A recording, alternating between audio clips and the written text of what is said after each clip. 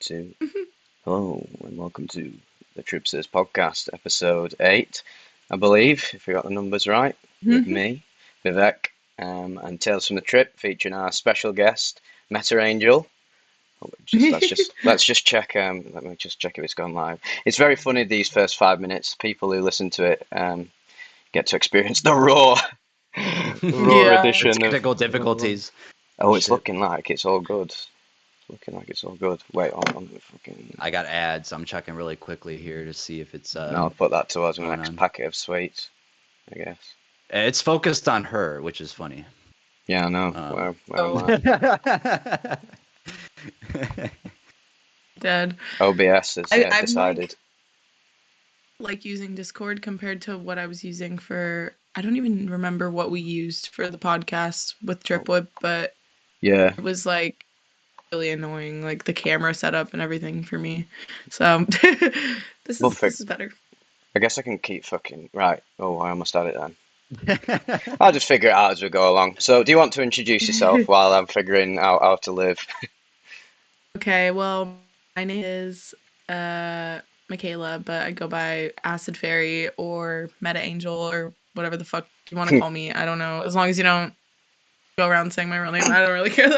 Yeah. It's just more for like when people look me up on social media. I don't want like a job to look up my name and be like, oh, that's the girl that took 30 steps. Yeah. But at the same time, at this point, I'm starting to 'Cause- care less. It's mostly Yep. stalker reasons, but I was saying that before But about anyway, I like don't give a yeah. fuck. I feel My name's it. Michaela. What's up?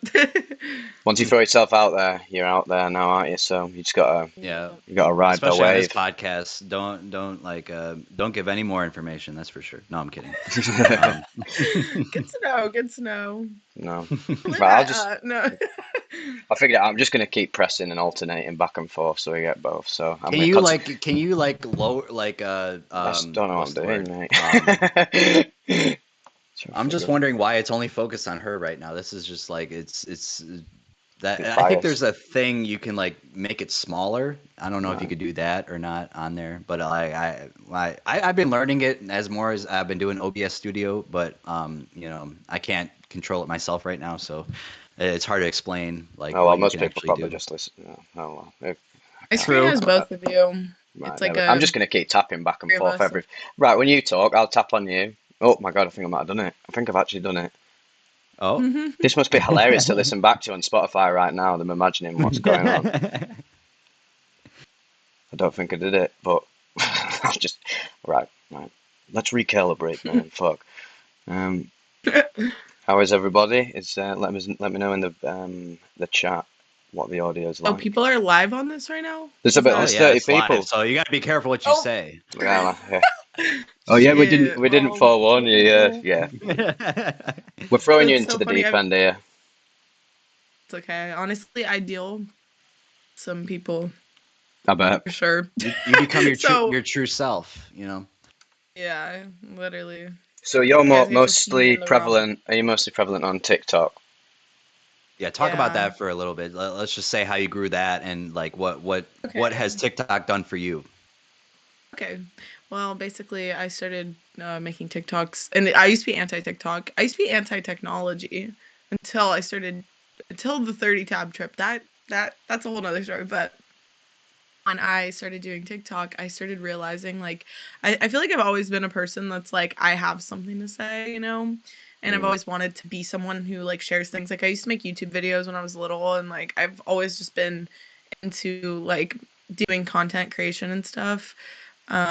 Like appropriate content creation. Yeah. But I started doing TikTok, and then I took a break for a while because of like reasons like with like my ex and stuff. He wasn't really into me making TikToks, but then once we broke up, I was like, I need to share my story because I've just had so many crazy things happen to me, and like I think my best friend dying kind of like pushed me to do that, which is like because before he passed away, I didn't ever really think about TikTok or content creation besides like from when I was little. Like I feel like my brain took a fat break from like wanting to do that kind of stuff. But then when my best friend died, I started like realizing all these things and going into like the deep end of like, like esoteric stuff and spirituality and like trying to figure out exactly like why he got taken out of my life, like why the universe, and like so I started like deep diving in all this stuff and all this occult shit and like secret teachings from like the Kabbalah, and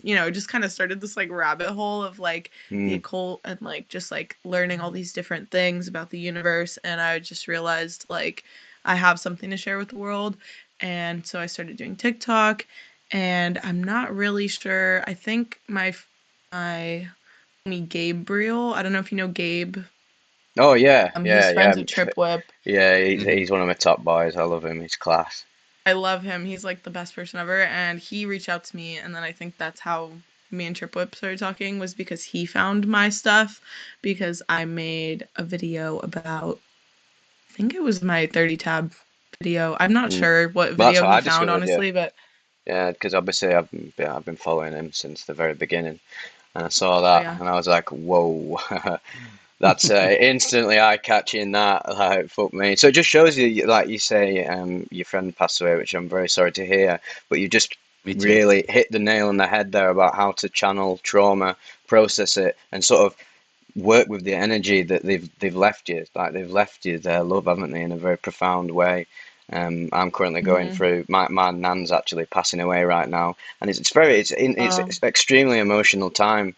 But Mm-hmm. when you're sort of spiritually inclined, you sort of see the bittersweet nature of like what losing a loved one is I like, really. agree.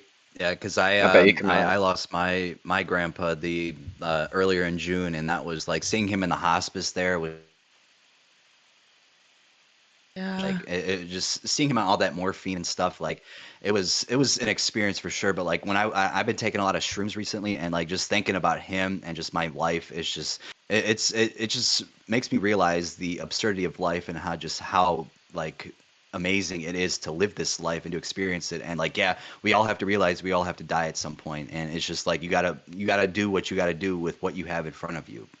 Yeah, well said. Yeah, totally. And I think that when you lose someone so close to you, especially when it's like so sudden, like I didn't have any real premonition of him passing away, besides like decoded dreams that I realized afterwards that like the universe Mm, had been telling me premonitions about it, and I just didn't realize because the universe speaks in symbolism.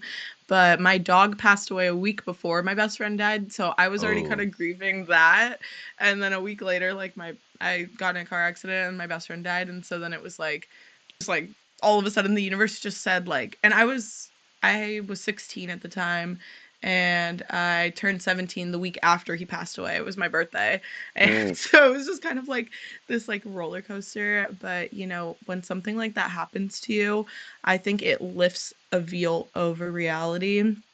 You yeah. become a lot more in tune with the spirit world, and like it's just kind of this huge consciousness shift that just happens so rapidly, and it's like you don't even see it coming, and the next thing you know, you're like this whole new person, and you're discovering all these new things. And like that's like the one sinister thing about it, is like I don't think I'd take back my best friend passing away. Like if someone said like right now, like if you could just take back everything and just like Hmm. restart, and like he's back in your life and like nothing ever happened, you never watched him die, none of that, I feel like I wouldn't take it back because of the things that it taught me. The like wisdom was so profound. I don't think I would be who I am right now, and it would take me years to get to that point. Yeah. And I think that that's more worth it than anything, is like being able to even understand the universe more, because at the end of the day we all come from the same source, and like death is something that's going to happen inevitably. And the sooner you realize that, and the sooner you're able to handle that, it becomes like this like superpower. It's almost like this like supernatural power you can like gain by understanding death and like being at peace with death. Yep. So Yep, that's Hmm. really fascinating. When you just said about the decoding sort of messages from the universe, I've sort of had this in my own life right now with my nan. So my auntie, uncle, and cousin have just come over from Australia, and in the past year, she's now turning 90, and I've had like not even dreams, but just my day-to-day thoughts was like, right, okay, my nan's not really got long left. She's only got like, let's just say on a base level, like year or two left physically. I was like, wouldn't the most poetic way for her to go out to like release that energy because she's obviously holding on already consciously. The best time to release it would be when they come over, and lo and behold, a week into their visit now, she went from being relatively stable for an 89-year-old woman to then just having bowel cancer within a week. Oh Obviously, God. it was obviously on a physical level. It had always been there in a sense, but then like there was that trigger. So in a sense, it's absolutely tragic, and I feel very sorry for my auntie and uncle and cousin because the last time they came over 6 years ago was for a death. They came over for a funeral, and while they were there, someone else died in their God. life. So that sort of gave me that clue into like, oh, whoa, this is going to happen again, isn't it? So I was sort of like consciously prepared. And I guess that's a superpower of being sort of spiritually in tune. And I guess I've been sort of helping my family through this experience right now where I was like, yes, obviously it's very sad. And like you were saying there, like, you don't want it to happen. Like the ego doesn't want it to happen because the ego hates suffering because suffering implies Mm, change. But it yeah. will Hmm. be the most um, constructive, one of the most constructive moments of all of our lives in that. So yeah, that is almost the beauty of death, isn't it? And the ego loves to spin it into something that it's not, which is something wrong. And it's just a little bollocks, man. Yeah. Hmm. Yeah, 100%. And I think that honestly, like it's made me a darker person. Like I'd say like Mm, I'm more intrigued with like the darkness of the world due to the trauma and everything and just trying to understand like what happens when you die, you know? Like I always mm, knew my mom is a psychic and she's always been able to communicate with the dead in her dreams and she always told me that one day I'd be able to and I always like I hated her my whole life. Like I had this hatred for her for putting that in my head because I was always like, God, my mom is just a crazy fucking bitch. Like, mm. sorry, I don't know if I want No, you to can say curse on whatever here. you want. You can say whatever you want. Yeah, Okay, Pandora's box fucking bitch open. ass motherfucker. Fuck you, bear. but like yeah, so my mom like she always told me that, and I always like had this hatred against her because I was like, God, my mom's crazy. Like she always says these weird things about talking to dead people, and I'd have nightmares about it when I was younger of people dying, and I always had this fear of people dying because like my mom would talk about it and talk about the spirit world. So I was always very much in tune with the spirit world, and I've always had paranormal experiences, and I always knew like there was something going on, but I was always kind of in denial. And then once my best friend passed away, he started coming to me in my dreams and telling me things that would happen in real life, or like, you know, like he would like say something weird to me in a dream, and at first I wouldn't understand it, and then eventually like something would happen and I'd be like, oh my God, like he was speaking in code and telling me something. And it's like I still to this day, even like in my psychedelic experiences, especially with ketamine, like that Mm, specific substance, I don't know why he communicates with me through ketamine a lot, like more than anything. He's taken me out, and even like recently I bought a car off of my shaman who like started selling cars. He's Peruvian shaman, like a real shaman, and he moved to America, and he started like reselling cars, and then I bought a car off him, and he was my shaman for a long time. And when my best friend passed away, he did a 10-gram shroom ceremony on me, and I think actually me and Trip Whip talked about that as well, and that one kind of went a little viral too on TikTok. My mom was like, mm, I knew you took all those shrooms because that's blah blah blah, why the demons blah blah blah. I don't know. She's like superstitious about like demons and stuff. mm. But like I can't blame her. but yeah, so like with that, like he did that ceremony on me, and then I bought a car off him, and then he died a week after I got the car off him randomly. He fell off a Jeez. two-story building and died. And I was just like, what the fuck? Like, where does this So, like how do you even You can't like write it. prepare yourself for like so, um, do you feel like you have some sort of like presence with this stuff? Like, is it because the two people close to you that died, the shaman and your best friend, like, do you feel like there's something about you, or like, do you feel that way, or is there like something else, like you think the psychedelics have something involved with it? I think that I definitely am sort of like a well, they say going into like astrology and zodiacs and stuff. I as a Yeah. Scorpio, I'm a Scorpio sun, I'm a Scorpio moon as well, and they say that Scorpios are kind of like the death doulas of the world, and we are like it's like every zodiac has their own like plague or like things that like their shadow side. You know what I mean? Yeah. Scorpios specifically is death and like rebirth and transformation.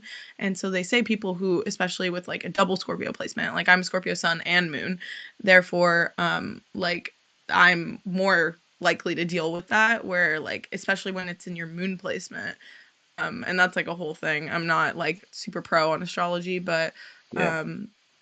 basically like they say like death is like one thing that like Scorpios usually deal with a lot, is because like that is there, like in the tarot too, like the death card is the Scorpio card, you know. And like I don't know, I've Yeah. always felt like I was definitely this life, like I don't think it's normal to deal with death as much as I have, but I do think that like there's a reason why it happens to me, and I understand how to alchemize that into like something.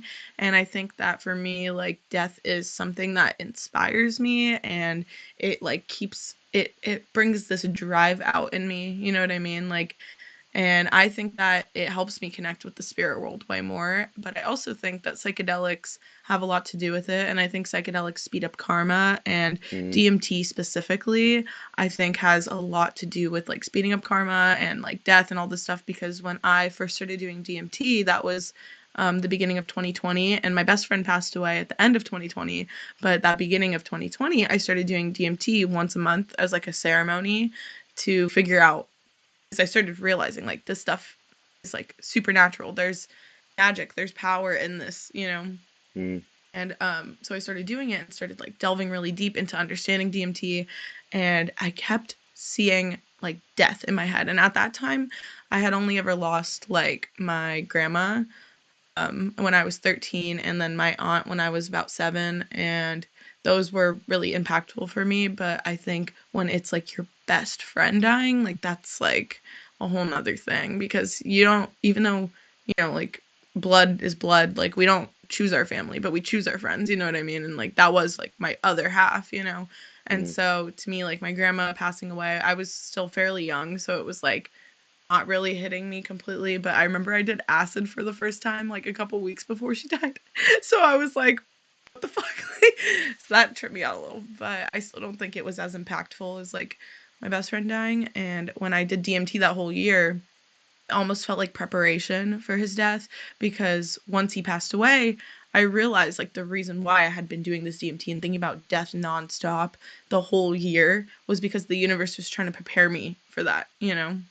Mm. So I think that, yeah, I don't know. I don't know what it is, but I think psychedelics speed up karma because they speed up your soul ascension, you know. So if you're ascending at a quicker rate, that means the universe has to ascend with you at a quicker rate. Therefore, when you're learning all this stuff, the universe is going to start putting these obstacles that like attune to the level that you're at, you know what I mean? So that you can keep Yeah. ascending, because obstacles are what ascend you spiritually, you know. So That's an awesome point because again, one of the biggest influences in this space, your mate Tom made like probably my favorite video of his recently. He's a seriously insightful guy, and he's talked about the that poetic nature of obstacles and compared them to like video games, like say Dark Souls or Zelda or something. Like as you get through the game, the bosses don't get easier, do they? They get harder, they challenge you more, and as you get through life, you're going to be faced with harder and harder challenges. And mhm. obviously everyone's got a different video game reality. Some people are facing like challenges at age 15 that people face when they're like 18. It's sort of how is the universe Mhm. having that symbiotic relationship with you? So yeah, it's very interesting that Yeah. you say that. And it's like, yeah, when you take psychedelics, you are opening like you're already, like you were saying, you're a Scorpio, so like you're a conduit for like these death related matters. So like say you've incarnated on this earth in this form to experience these sort of like yeah, these life changing experiences in a certain way that matches with your like your soul energy, yes, yeah, your energetic output, and then Hmm. say like for you, Trip Keeper and me, saying like this is what interests me about getting into this astrology stuff that I'd like to start getting more into on the channel, Yeah, me um, too. because I think it really does tie in with the whole psychedelic experience, paranormal, supernatural phenomena, and the whole shtick of saying like Vivec, what is it? It's analysing altered states of mind. Um, that's why there's no. That's why I don't really talk about it. Obviously, I like to delve into like materialism because I don't like to be biased. But it's Mhm. I think Hmm. right when it gets to a point, it just gets to a point. I think. in every person's life where you have to just transcend these material, rigid ways of seeing things. You've got to see how everything's interconnected. Like astrology is interconnected with like paranormal visitations, and then paranormal visitations are connected with aliens, like, and then it's connected with psychedelics.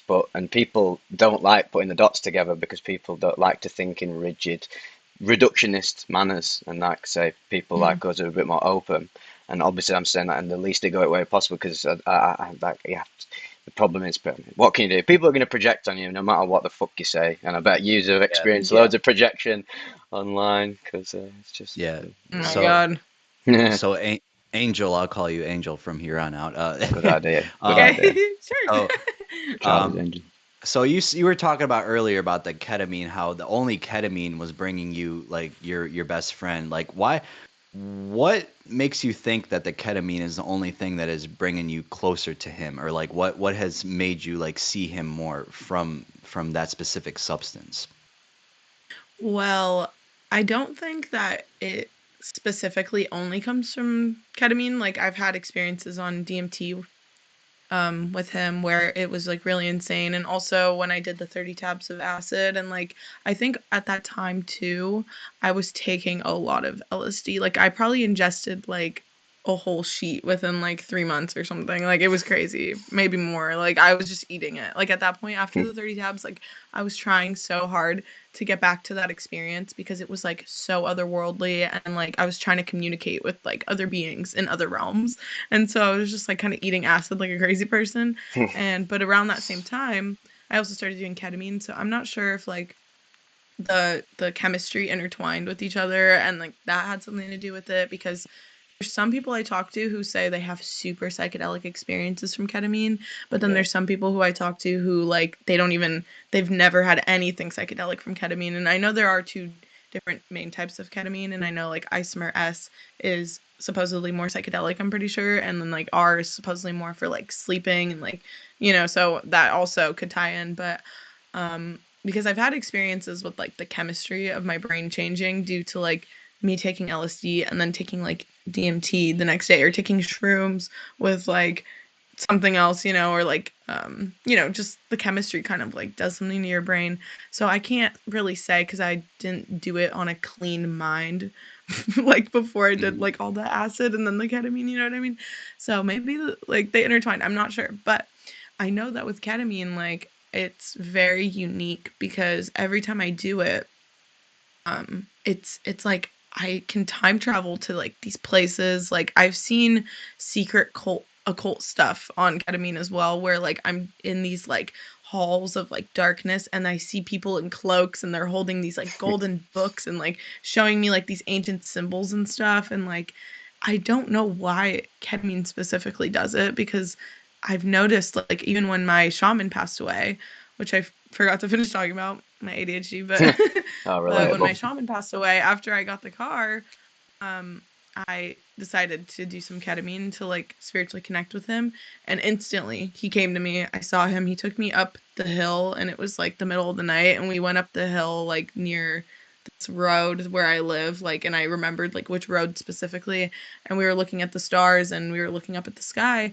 And he was just telling me, like, you don't have to worry. Like, just look up at the stars when you miss me and you'll see me. Like, I'm there. I'm in the stars. Like, we're all a part of this universe, physically or non-physically. And Right. I thought it was really interesting because at that point, I think I was just so manic that I was trying to like take ketamine to like numb myself, Yeah. because I was kind of freaking out. I have really bad PTSD from people dying. So when people do pass away like suddenly like that, it's definitely like hard for me to deal with at first. But now I think I'm like getting to a point where I'm not as like manic when it happens, because like the other day one of my best friends passed away too, and I was just kind of like, Jeez. here we go again. So I was just You're like, going through ooh. it.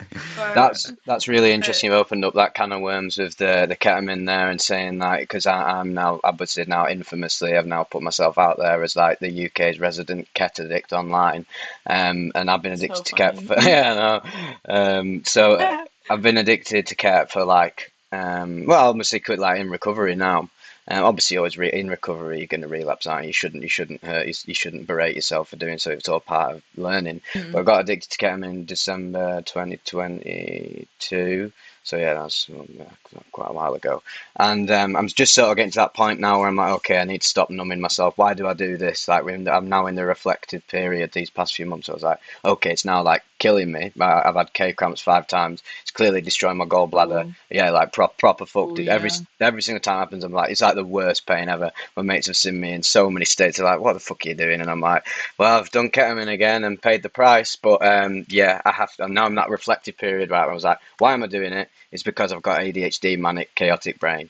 And why do I want Mm. to? Why do I want to numb that? Because I don't like having an erratic thoughts, and I go up and down. Like I'm literally just like this. Like one day I wake up, I'm in like euphoria mode. I'm like, let's fucking do it. Let's have it, boys. Then next day I'm like, oh fuck, life is pain. And then the next day I'll just be in Yeah. like neutral mode. And what's actually what Yeah. the tragedy of abusing cat is that it actually makes all of those symptoms worse, even though that they mask them in the moment because your ego looks, oh, I'm masking it. Hmm. I'm actually dealing with it, and like in a sense, you can deal with your emotional backlog with ketamine if you use it consciously. But obviously, I've been Mm. using it unconsciously. That's how I got addicted. So yeah, it's very interesting to Yeah. say that because now you're realizing, okay, right, I'm just now having to get to peace with like the mania of my existence. I think that's something that's happening to me as well. I'm clearly very chaotically minded, but why does that have to be a problem? In fact, turn it into a superpower. Some people are too Hmm. orderly. People are too ordered, like super logical, like the classic super logical business type male or Scary. whatever.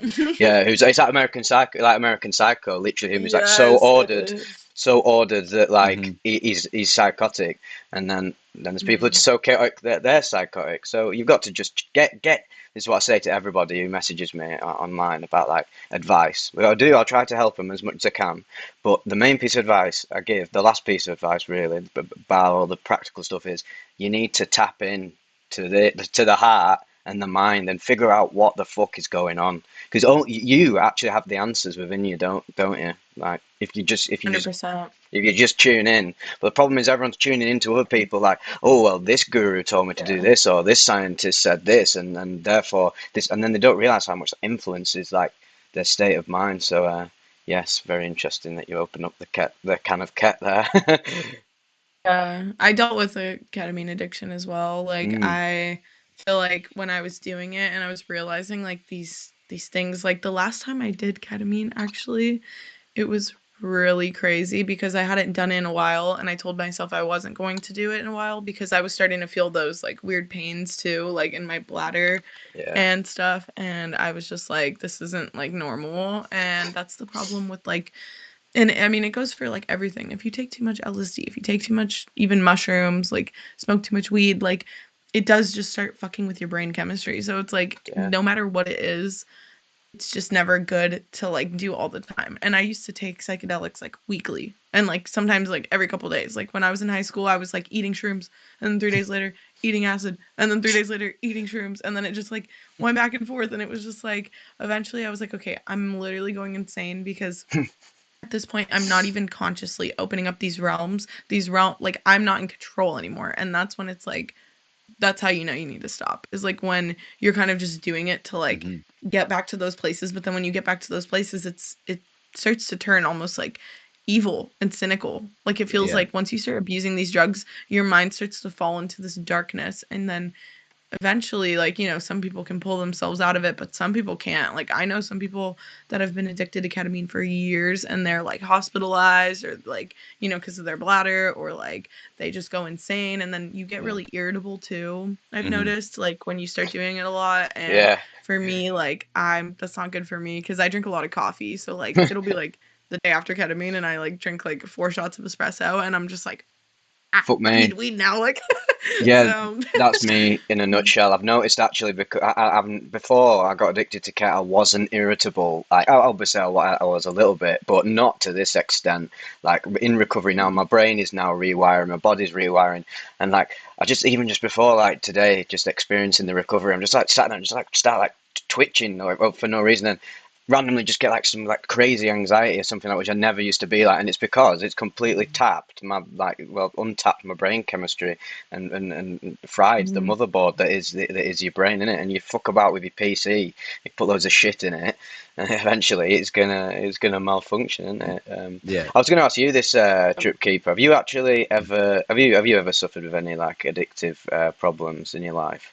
I have. I'm not gonna go into detail with it, but like No, I that's fair have, enough. and I just recently stopped actually. Oh well done. So I'm for almost a week now. I've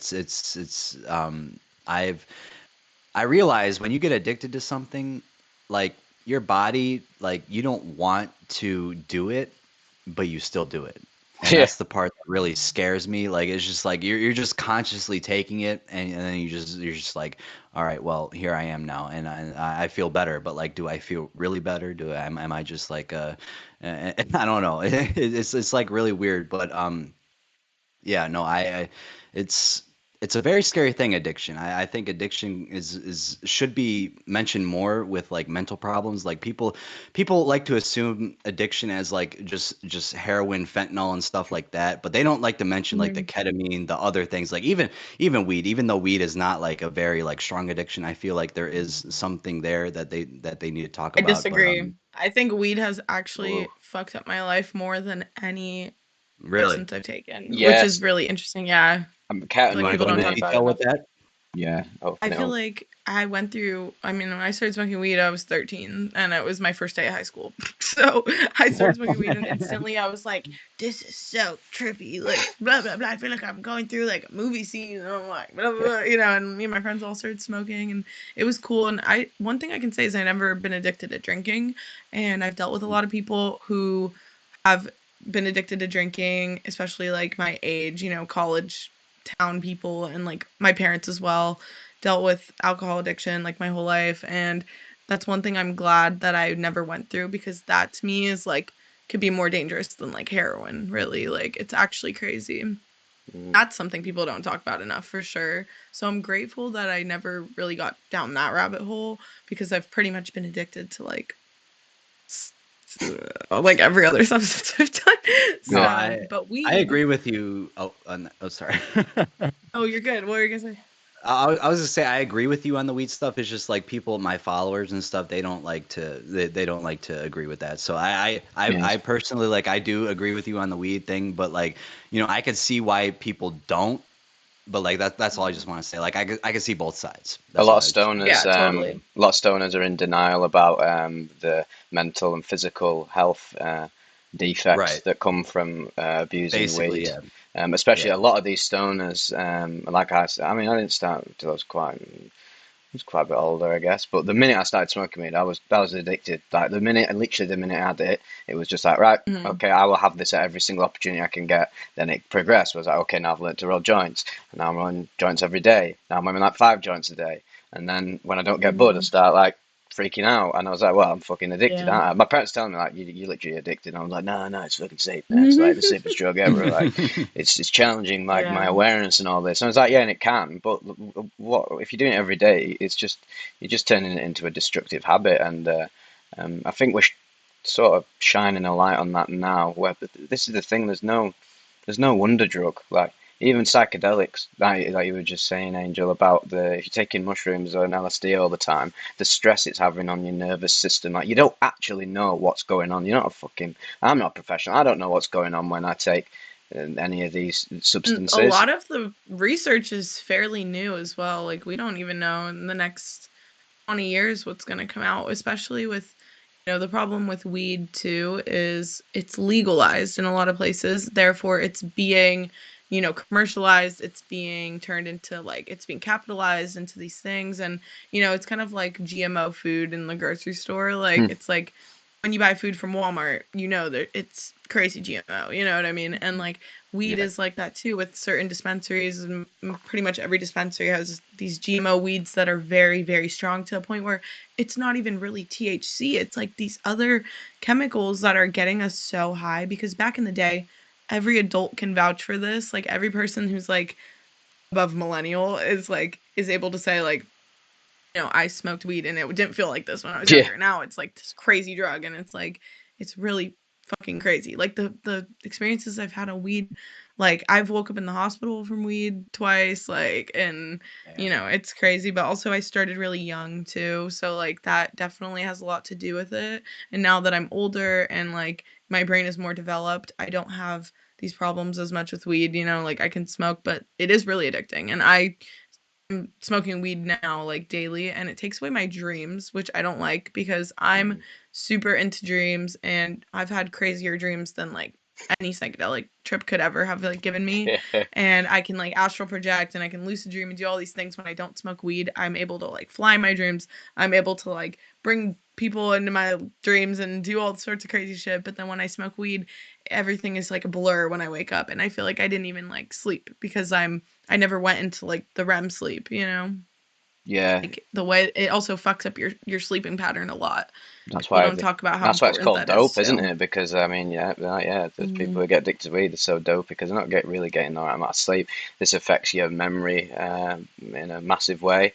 I like that you've got onto dreams as well, and saying about dreams are more vivid and more out there than any psychedelic. More crazy than this physical dream that we're in right now. That when you go into the actual like the dream state in sleep, as we like to call it. So and I feel like psychedelics have actually amplified, or just me even getting spirituality, not just psychedelics, because I don't just like to say it's just one thing. Everything, all of the things together. Like, as I'm getting older now, my dreams are getting like insane. In the Discord, there's the Vivec Discord. We've got a dreams section, and I think Oh, people think, really? yeah, you should check it out. You'd love it. It's sick. Cool. I think people think I'm absolutely mental though, the way I can recall my dreams. Like I can recall like the beginning of the narrative of the dream and all of the events. Like, and it feels like it feels like a fucking chaotic film.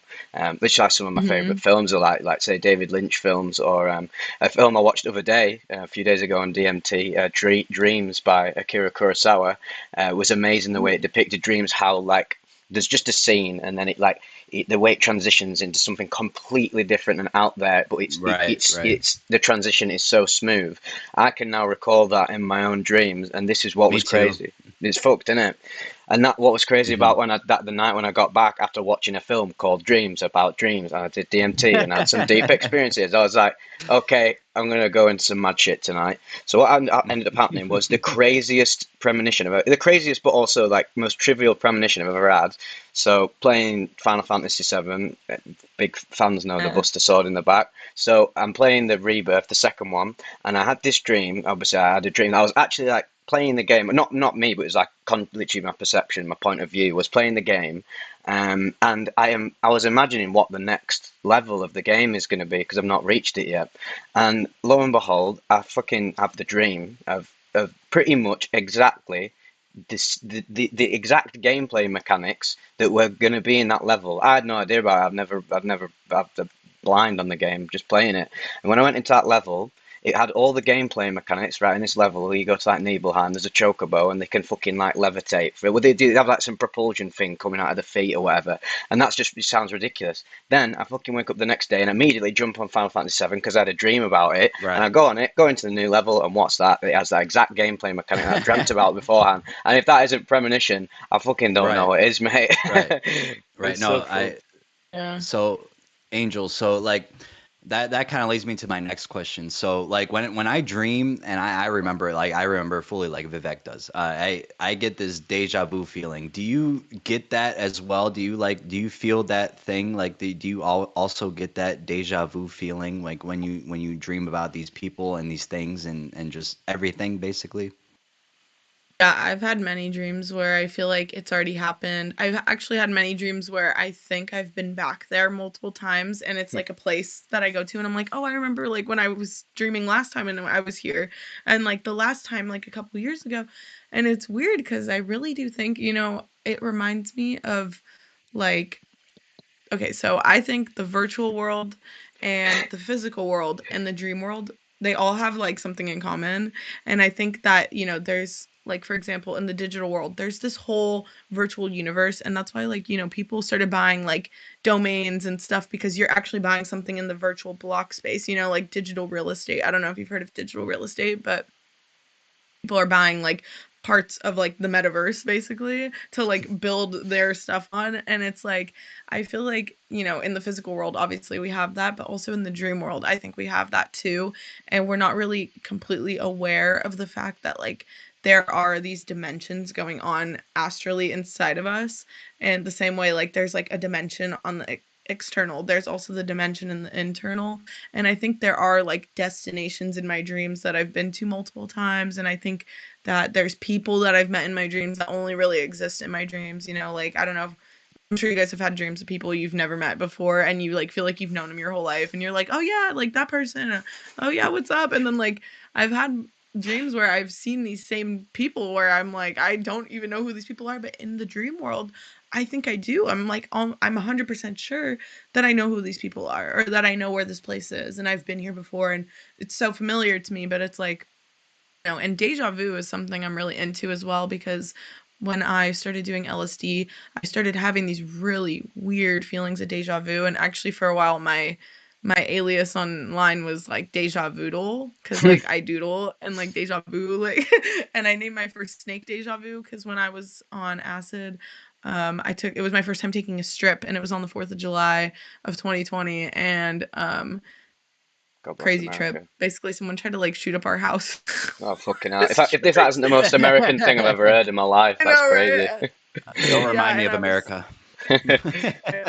God, I hate it here. And yeah, and I was tripping balls, and like I got this like crazy deja vu, and all of a sudden like my friend had a snake, and like the snake went by, and all of a sudden I felt like I transferred back to ancient Egypt.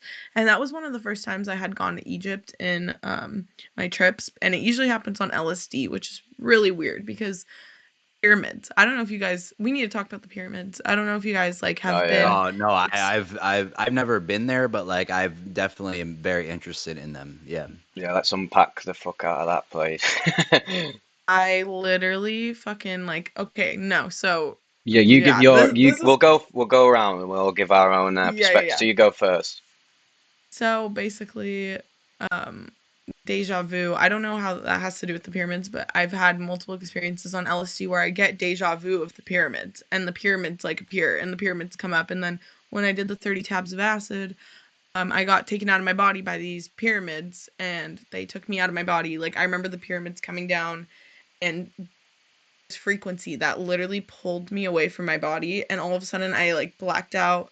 Next thing you know, I come back hours later. I have all these crazy downloads about technology and like the pyramids and the universe and all this stuff, which we can go into. But like then I started just nonstop seeing the pyramids. And then when I started doing ketamine a lot, I was seeing the pyramids as well, and it was just like this weird thing. And then I started having dreams of the pyramids coming down, taking me places, these entities coming, telling me they're extraterrestrials, and taking me to like alien school, and like taking me to these cubicles where they transferred my body into a computer. And like a pyramid came down and showed me my Damn. dying grandpa, because my grandpa was in the hospital, and he had pneumonia, and he had 3 different cancers, and like he was like borderline about to pass away. And I had a dream that this pyramid came down, and it was like, it looked like it was like 5 a.m., like sun was like maybe about to rise, stars in the sky, empty desert, a pyramid comes down and just lays itself onto the desert. And I'm looking, and then all of a sudden this like entity comes out and shows me my grandpa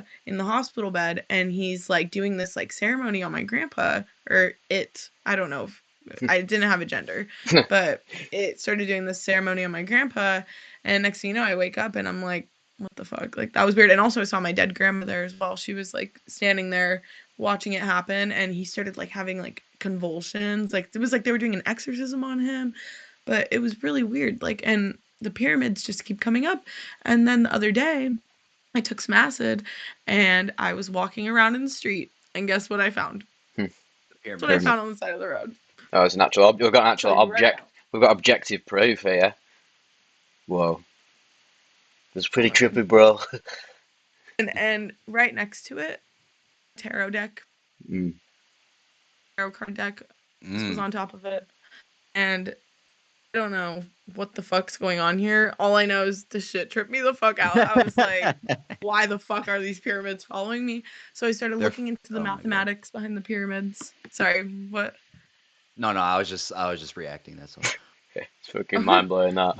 Maybe you're Yeah. maybe you're an ancient Egyptian in a past life. So then that brings me to what I was gonna say is like I went to a psychic reader. I started getting into past life regressions because one day I was walking and this girl, I was wearing this necklace. I had just made this necklace and I was walking around at the farmer's market and I see this lady and she's like pointing at me and I look at her and she goes like this and I'm like, the hell? And so then like I walk up to her and she's like, just wanted to let you know, like, she's like, I don't know if you've ever like looked into ancient Egypt, but I think like you were an ancient Egyptian. She's like, you need to read this book. It's called like the Book of Wow. Sophia, which is the book about like it's basically Jesus telling the story of like Sophia, which is like the goddess of wisdom and like, you know, philosophy comes from the word Sophia. Like Sophia is like the Greek term for wisdom. So don't know what that had to do at first. Like I was just like, I don't know what that means. But then when I went and I met these people on Twitter who know Grimes, and I don't know if you guys know Grimes. Oh yeah, we Yeah. love Grimes. She like followed me, and then this Oh, person wow. who I met, yeah, because this person who I met online, who's like online friends with her, like had her follow me because of my art and like whatever. But basically we all met up in Michigan, What and for? You and we Grimes? like You hung you out. met up with Grimes? No. Oh. Me and like the person who got Grimes to follow me, and then like Oh, okay. another girl who like we're working with, and that's who I'm moving to England with. That's why I'm moving Ah, to England is like those Oh, okay. people. So we're basically doing like this art stuff, but I'm like learning how to like make video games and like that's VR it. stuff. So that's like another thing. Like we're gonna try to like intertwine everything, like art and Manifesting the shit tech, out of it. and yeah, but when we went to Detroit, we were in this abandoned church doing like rituals and shit, like, and it was Class. really cool. But she mentioned something. The girl I was with, she's like, you need to read this book," and she shows me this book, and it's called the Book of Sophia, and I was like, "That's the fucking book," and I was wearing the same necklace, and it was really Wow. weird. I was just like, "What is Wow, going on?" that's Like, yeah, that would trip me out as fuck. Like, dude, oh my God. That's peak Ooh. synchronicities right there, isn't it? yeah. And I got the book and I have the book and I've been reading it and it's really interesting. It talks about the pyramids, it talks about like metaphysics and all this really random shit that like So was going on and fucking when Jesus was alive. Like what the fuck, bro? So I it's mean called all the obviously. it's called the Book of Sophia. I'm gonna read it. What is that? What it's called? Yeah. I have to do Just some the Book of. homework after Sophia. this. All right, I'm gonna Yeah. write that down because I'm very interested in that. Yeah, Thank that's you. fucking Is it sick. just like SOFIA or is it SOPHIA? PH. PH. Okay. SOPHIA. All right. pH And levels. yeah, so basically, like, I mean, that lady said that to me, and then I got a psychic reading from another lady randomly, somewhere completely different, who said she saw ancient Egypt. And then I had a guy tell me, like, the other day, he asked me if I was like, he was like, do you think you were from ancient Egypt in a past life? And I was like, I, and Oh, wow. that's weird because, like, none That's of my freaking family's mad. Egyptian. That's weird None how of my family's I picked Egyptian, up but on that people then. always ask me. Yeah, I guess. Well, I Wait, guess what? we've basically proven it here then with me saying, "Oh, yeah, maybe you're ancient Egyptian past that," because that's literally the first thing I Yeah, thought like of. people always say that, and I'm like, I must have been, because also, like, I've had people like be like, oh my god, you remind me of like Cleopatra or like something, like That's they'll what I just say thought. weird shit about like ancient Egypt, and I'm like, what? Like, I don't know what in my energy. I mean, I grew up in a desert, so No, like here we go. maybe that's why, but but I really don't know. Like people just tell me that all the time, but it's like weird. The pyramids are following me. I know it. That was, This was proof. This was proof. oh, you have that. Okay, you have it with you now. Okay, so It's that undeniable. Yeah, no, I was walking around on acid and I found this. you Talk about found it? tarot deck. What? Wait, wait, Yes. wait, wait, wait, wait, wait, wait, wait, wait, wait, wait. Okay, so Rewind. you were on acid and you found it. Let's go into that story really quick. Okay, go on. A couple days ago, I was walking around in the streets on acid, and there was this garage sale that was like abandoned. There was nobody there, but there was like a bunch of stuff out. And right there on the side of the road was a tarot deck, like a literal, like full tarot deck, super trippy. Like it looked like this trippy ass tarot deck. I have it like right over there. I can grab it in a sec, but this was on top of it. And I was tripping on acid and I was thinking about the pyramids. And then I see this and I'm like, Oh my god. that's a fucking pyramid. I'm like, why do I keep seeing the pyramids? Like, and I don't know if you guys have ever heard of The Secret Teaching of All Ages, that book. Here's some No, more I haven't. homework to Yeah, get more stuck homework for into. You me. Yeah. have to You give us a have to test. get this book. It's actually the craziest book. Yeah, I It need to do Wait, more. basically, what's it called it's on again? this Let me write it down. the secret teaching of all ages. Everyone Secret listening, get it teachings Secret. written of down all as well. ages. Okay, secret teaching of all ages. There'll All be a right, test got on this Yeah. next week, everyone. And it. basically that book is on the CIA website. It's like free for Oh yeah. download on the CIA website, and the book explains every secret teaching that's ever existed in the history of time. So the book is like this thick. It's a huge book, and it has every, like religious teaching, every hermetic teaching, every, astrological teaching, everything all in one book. And there's a section where it talks about the pyramids. So currently I'm reading that because I'm trying to figure out why the fuck these pyramids keep showing up. But it's really interesting. Like when I started reading it, that section specifically, I call it my acid Bible. I call it my psychedelic Bible, but specifically my acid Bible, because I've noticed when I take LSD, I'm super into these like very philosophical, esoteric teachings. And so yeah, then I kept seeing 777, and in my head I was thinking like something like pyramids. Like I don't know why 777 would have to do with the pyramids, but I was thinking like it reminded me of a pyramid, like 777, like the synthesia. And then when I looked up 777, this random picture showed up on Google of a prism, like with a rainbow coming out of it, and I was like, what is going on? Like I was just like, what is going on? Like I don't know. Like it's really weird. Like I really feel like I need to look more into it because I can't really say Yeah, why I keep seeing pyramids still. I would But say for sure, like you like I've never had a psychedelic experience where I've even seen the pyramids or anything near it. So like just the fact that you're actually like seeing these things is like I would definitely investigate more and try to like get the answer to it. I don't know Yeah. how you're gonna get the answer to it, but just some way, maybe by researching more on these books that you told us about. But yeah, like I that's very wild. I've never actually heard that before. Like, I mean, it's probably out really, there for sure, but like I've never like actually read it or heard it from somewhere. So that's you should be grateful that you're hearing this stuff and you're able to like consciously accept it from Mm. the well, universe. Yeah, keep following the and path, what's weird, basically. yeah, and what's weird too is before I saw the pyramids, art on acid when I was really young, like when I was like 14, 13, 14, 15. That was when I was doing acid the most in my life, and I would always draw these pyramids with an eye in it, like like the Illuminati eye, Yeah. the Eye of Province. I would Mm. literally draw it in my drawings because I would just doodle.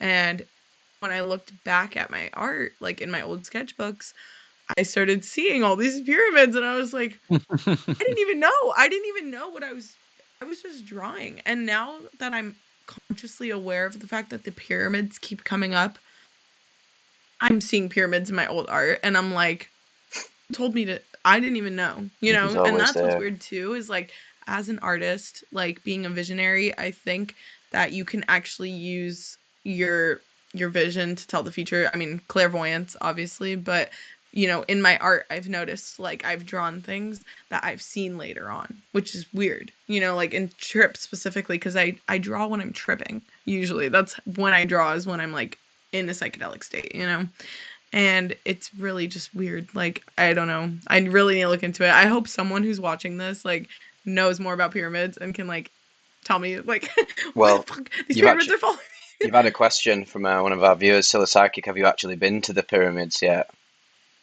No, I That's haven't. And obviously so I Dude, I think destined really, to that's be. next step. I think you should actually like. yes.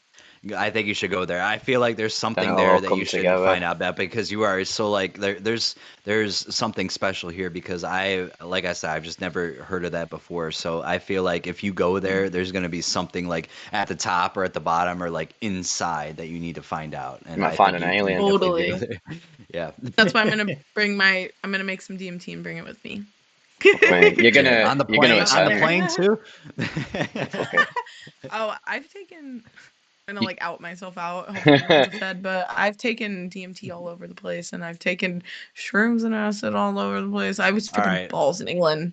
In oh England? really? Yeah, Oh, it's a pretty weird place oh, to I trip is was. England. I can can attest Oh to my that. God, I had a fucking.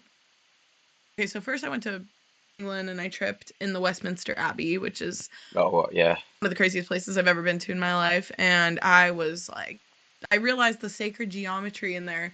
Yeah. Bro, they're creating these buildings to emit, to when they amplify their frequencies, it creates the sacred geometry. You know, I bet they were all tripping back in the day and fucking doing these crazy rituals in there, and like the sacred geometry was amplifying the energy in a specific way to like harvest our energy or something. I don't know. I started looking into that afterwards because I was like, this shit is like, I mean, obviously in Europe, the architecture is crazy everywhere, Mm. Yeah. but like Yeah, I've been Compared a lot to of places it in America. Europe. was, yeah, I mean, Yeah. obviously because it's a lot older, it's more ancient, but Yeah. it's Yeah. crazy how meticulous this geometry and everything is when nowadays we have like crazier technology to be able to like do this stuff more than ever.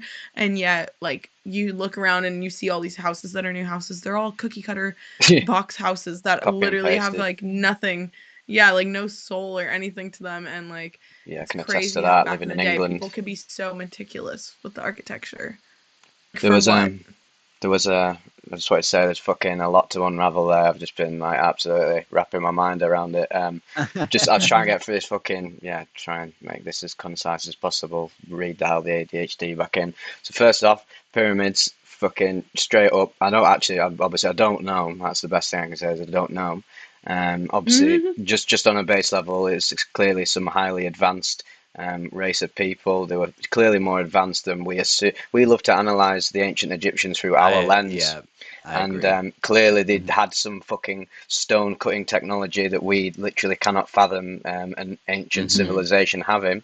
But then Right. there's on the other side, there's obviously there's a lot of mystical theories regarding it. Like, was there some entity contact? Did the entities, are they a thought form? Did they think them into existence? Did they have a connection with some other highly advanced civilization that allowed them to communicate with them through these thought forms, or the sort of the third one that I just sort of like balance between the two. So it's a mixture of physical and mystical, where maybe so maybe the pyramids, the reason there's so many pyramids around like that sort of time around the world is because I mean we're all one, aren't we? So we're sort of like we act we obviously we all have our own like relative decisions, but we sort of like all act from this source consciousness. So like the Mayans are doing it, and the Egyptians are doing it. Are they making these pyramids these precise, fucking meticulous, metaphysical? Even you just look at them online, you get a metaphysical feeling from them, unless you're like a rigid autistic scientist. But Yeah, so, literally. yeah, so they're so precise, aren't they? And like, look at the way it is. Like at the bottom, it's like it's a space, isn't it? It's sort of like it's got dimensions on it, and then it gets to a point and it becomes one thing going right up, and then obviously look at the connections with the universe. Is it beckoning some highly advanced civilization? So maybe so it all sort of ties in together. But another really interesting one, just on a very very physical sort of like mundane, it couldn't be less mundane, but there's a lot of people actually, you watch these videos, great videos online about actually looking inside what is going on. Clearly it wasn't for some guy to go and get buried. If you go in there and look how like bland bland in a sense, it's very minimal looking, and you look at all the way like the pathways and the tunnels work together, and it seems there's some form of that. It's a giant, it was like their equivalent of a power plant to power Yeah. the area that they were 100%. in. Yeah, and I think 100%. it all matches. I think it all, and all three of them link into each other, and the fact is that we don't know. The only way is, I don't know. I need to fucking end this physical form and go and live in that time. But I'm not ready for that right now. There's a lot more work to do. Second of all, I just wanted to comment on the past life regression, where you've got this clear connection with ancient Egypt. So the thing people say to me, and I've now tapped into my whole life, is, "Oh, you look like an anime character, or you look a bit Japanese." And I'm like, "Yeah, whatever. Like, I don't know what the fuck that is." And then obviously I'm a massive weeaboo, and I always have been. And I mean, some people are just weeaboos because they're just that. I mean, they're just nerds. I mean, I'm a nerd anyway. But there's something spiritual. There's something spiritual going on there, because not just because I've had an affinity for it as from a very young age, and as I've grown, my appreciation's deepened for that Japanese culture, and also I'm going to Japan in September, and I've been building up to go. But the Oh my God, trippiest, I was gonna go to Japan in September, what but the fuck? now I don't. Yeah, I was gonna go this. I've been invited to Japan 3 times this year. Yeah, I think it's a sign. it But that's is. cool. That's cool. Continue. It's mad. Yeah, it's mad, isn't it? Yeah, follow these signs, and then it ends up taking to the thing that you actually wanted to manifest the whole time when you came to this realm. Mm-hmm. But the trippiest thing of all, which is where my affinity for Japan crystallized and sort of made me think, oh shit, was I Japanese in my literal past life before this one? Maybe not even further, but like literally the last one is Mm-hmm. so I was on. This is my first ever ego death experience. First ever time I broke through and had a mystical experience. I was a rigid atheist and I was a logical autist basically. And then literally reality started dissolving. And the most specific visual I can remember or experience was I had an experience of clairvoyance where I sort of propelled my consciousness into the future, being sat on Mount Fuji and looking over that view and thinking back to that exact moment I had the ego death breakthrough and coming literally full circle. And I've been building upon that insight ever since. And now it's literally within its grasp now, within September. And then that will be like if you go into pyramids, that will be the trippiest moment of my entire life where I'm like, you have realized the nature of coming full circle, which is pretty fucking crazy to realize that is an actuality. But I mean, it is inevitable. But there's always a bit. I've got a lot of fear in me. Like, I mean, we all have a lot of fear, but the only way to process it is to Mm-hmm. you got to dive into it. You got to bite the bullet. Obviously, there's always ego feel like, oh, you're gonna get on the plane to Japan by yourself, and then the plane's gonna explode, or like, or you're just gonna forget Oh your yeah. passport or do all this shit. And I was like, well, Mm-hmm. the whole reason that fear exists is for you to literally just face it head on. And Overcome it.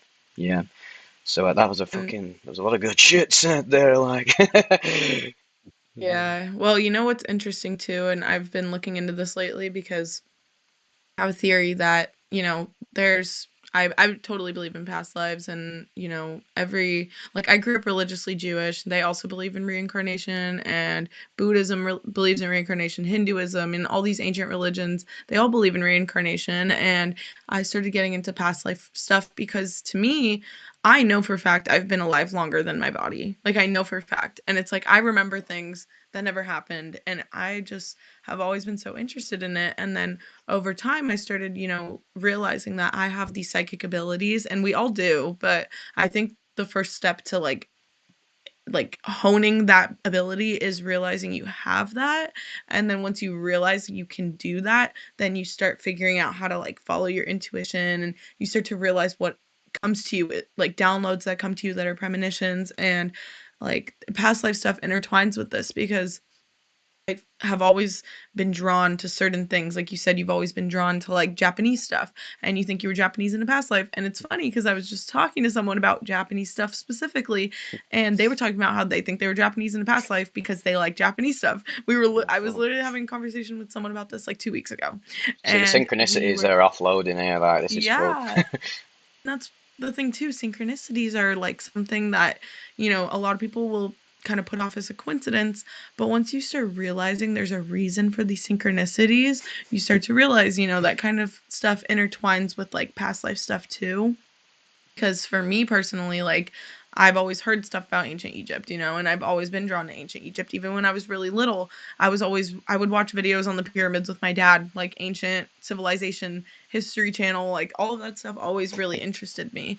And even so, like, there's other eras of time, like the Victorian era is very specific too for me. Like I can definitely see that I have this very strong attraction to Victorian Gothic art and like architecture and all this stuff. And to me, like I 100% have lived at least like one life, if not multiple lives, in some sort of Victorian Gothic European era of some sort, and it's really interesting because I think that especially with, they say like people incarnate, like there's people who have older souls, younger souls, and people with older souls have obviously incarnated more, therefore older souls have more interests in things. And I think it's because in each past life, once we go to our next life, we carry on these interests. And so the Yeah. people you meet who have all these crazy interests, and they're just so diverse and have all these like interest in weird niche things, like I think they've had many lives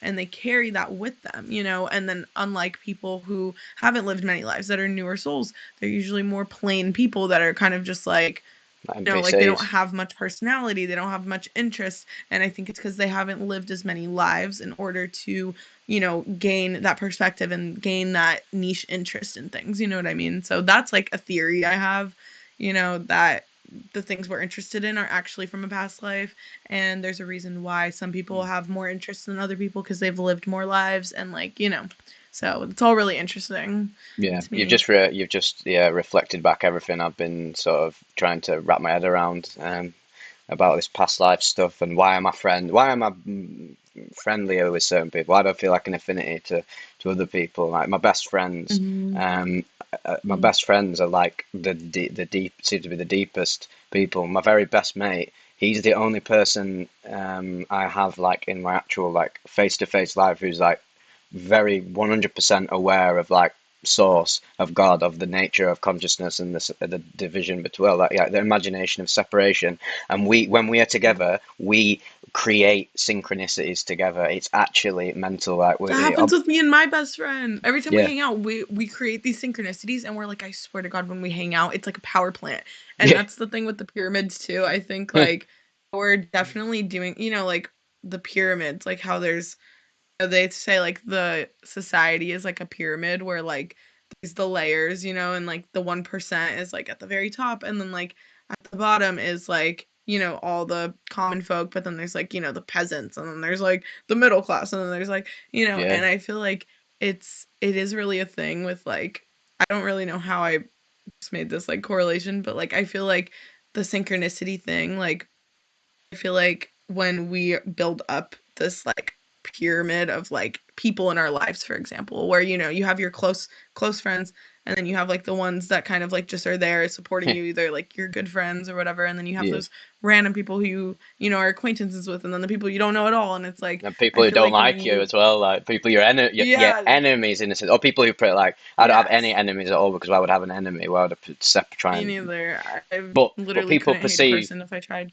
people perceive you as an enemy, like obviously putting ourselves online, like you can't please everybody and you shouldn't please everybody, but at the end of the day there's going to be people on the lower end of your gravitational sort of like affinity that are going to not like who you are, and you've just got to get on with life and then reconnect deeper. And this is what's also cool, is like, I mean, people who are like close from, just people like acquaintances that you like. I always have this actually, like I'll meet up with people, or they'll come into my life again that I'm sort of just acquainted with, that I've always thought, oh, they're pretty cool, I'd like to get to know them a bit more, and then lo and behold, something ends up happening, the universe puts all these pieces together, and then this acquaintance becomes a good friend, the good friend becomes the best friend, and it just shows you how you can keep deepening and deepening these relationships. And even quite beautifully, the people who you might egoically dislike, you'll start to see extreme positives in.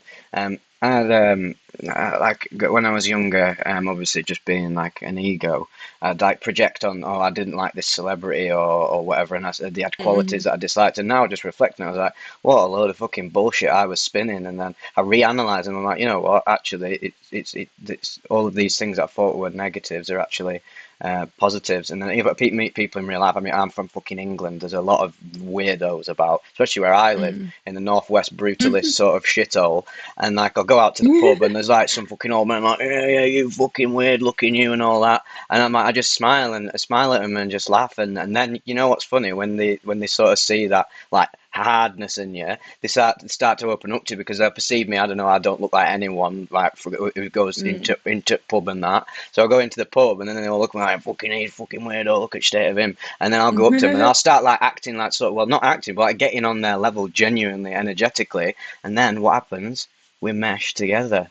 And I think that's a deep thing that people should take away from this. If basically stop fucking projecting, innit? Just try to. I know we all do it. I do it, but you've got to be aware of it, haven't you? And try to work through it, because stop separating yourself from the other. I think once you realize that, the hatred goes away. Like I used to have hatred for certain people or certain things, like certain interests, certain, just little things like I just hated, and I realized it's because I didn't understand it, and that's really what it was, like a subconscious misunderstanding causing me to have hatred, or it was almost like, like some sort of envy or jealousy, something like you subconsciously want to be, you hate because you're not that, or like someone is ahead of you and you see that and you're like, well, fuck that person. What do they even have that makes them all that, And I think being online is definitely a really good wake up call for the fact that like you aren't going to please everybody.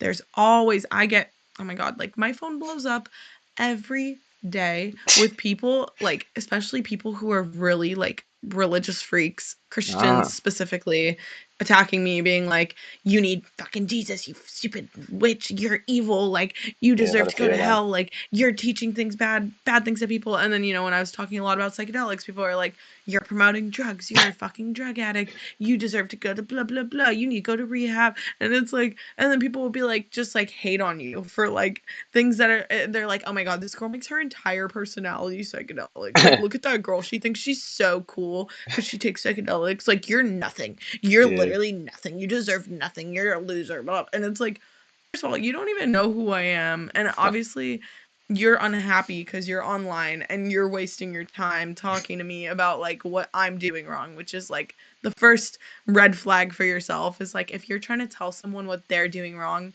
it's definitely a projection of like people telling you in your life that you've done things wrong and now you want other people to feel that way. yeah, Because realistically, I don't give a fuck what you're doing. I'm not going to tell you what you should be doing because I don't care. I literally have my own life and I need to figure out what I'm supposed to be doing. So, like, mm, I just think there's people who are so unconsciously aware that, like, they are spreading hate and they're keeping themselves as like the bottom feeders of social media online. mm, Like these are the people that keep the algorithm going, though, which is like yeah, funny because it's like they're literally the ones giving us more traction. They're the ones giving us more, they're giving us the attention because people are more likely to say something bad than they are good. Most people who think good of you, they just watch. They're not really, there's people who speak out who feel like they have something to say and they like resonate with you so deep that they want to tell you that, but yeah, most of the time, the majority of the time, it's like people who are haters are the ones that are going to be saying stuff, and it gives you this illusion that there's more haters than there are good, but realistically Uh, it's not they're the just vocal. case. I was going to say, I, Trip I, Keeper, you can, oh, you can attest to a yeah, lot yeah, of these insights. I love the haters. I've grown to appreciate them. They're a lot of fun for me because, I don't really care about what people say. I just care about like that my message is getting across, and that's all. Because, Mm. when people comment something stupid like, "Oh, this is an AI voice," or "Oh, something stupid," like, it's just fuck off. All right, that's basically what I gotta say. But no, it's just it's more publicity, and it's more of a just engagement. And as bad as it kind of like it hurts a little bit to hear it, it just Mhm. it cancels out with the fact that like you're still getting that comment there, that they're commenting on it, that more people will come on. And yeah, so that's just how I feel about that. I don't really care about it, but like sometimes it just does, infuriate me. But other times, I'm just like, all right, this is just hilarious, It's just and I amusing, isn't just it? gotta accept it. Yeah, yeah, right, right. I love it. Obviously, me and you, Trip Keeper, in a Discord with other YouTubers, and there's a section. In fact, I'm in a few Discords with other Oh, YouTubers. comments on blast. Yeah. Comments on blast, and it's just interesting to see how people react to them. And I completely understand because everyone's at a different place, aren't they, with the way they interact with other. And like usually when we put something in, it's someone absolutely rinsing us to fuck, isn't it? Like criticizing us in the most malicious Machiavellian way, and then we're Mhm. just usually having a laugh about like, I love it when people like, in my held for review comments. I bet there's one now. I always go and look on it. Good obviously just want to like approve the good ones, and usually Yeah.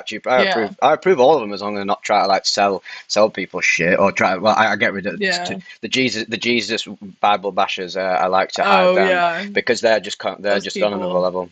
they're so dogmatic. Yeah. But like they'll call me like, oh, well, Vivek, you're the voice piece of the Antichrist, and you should sacrifice yourself to Jesus and all that. They're like my favorite comments because my God, they are.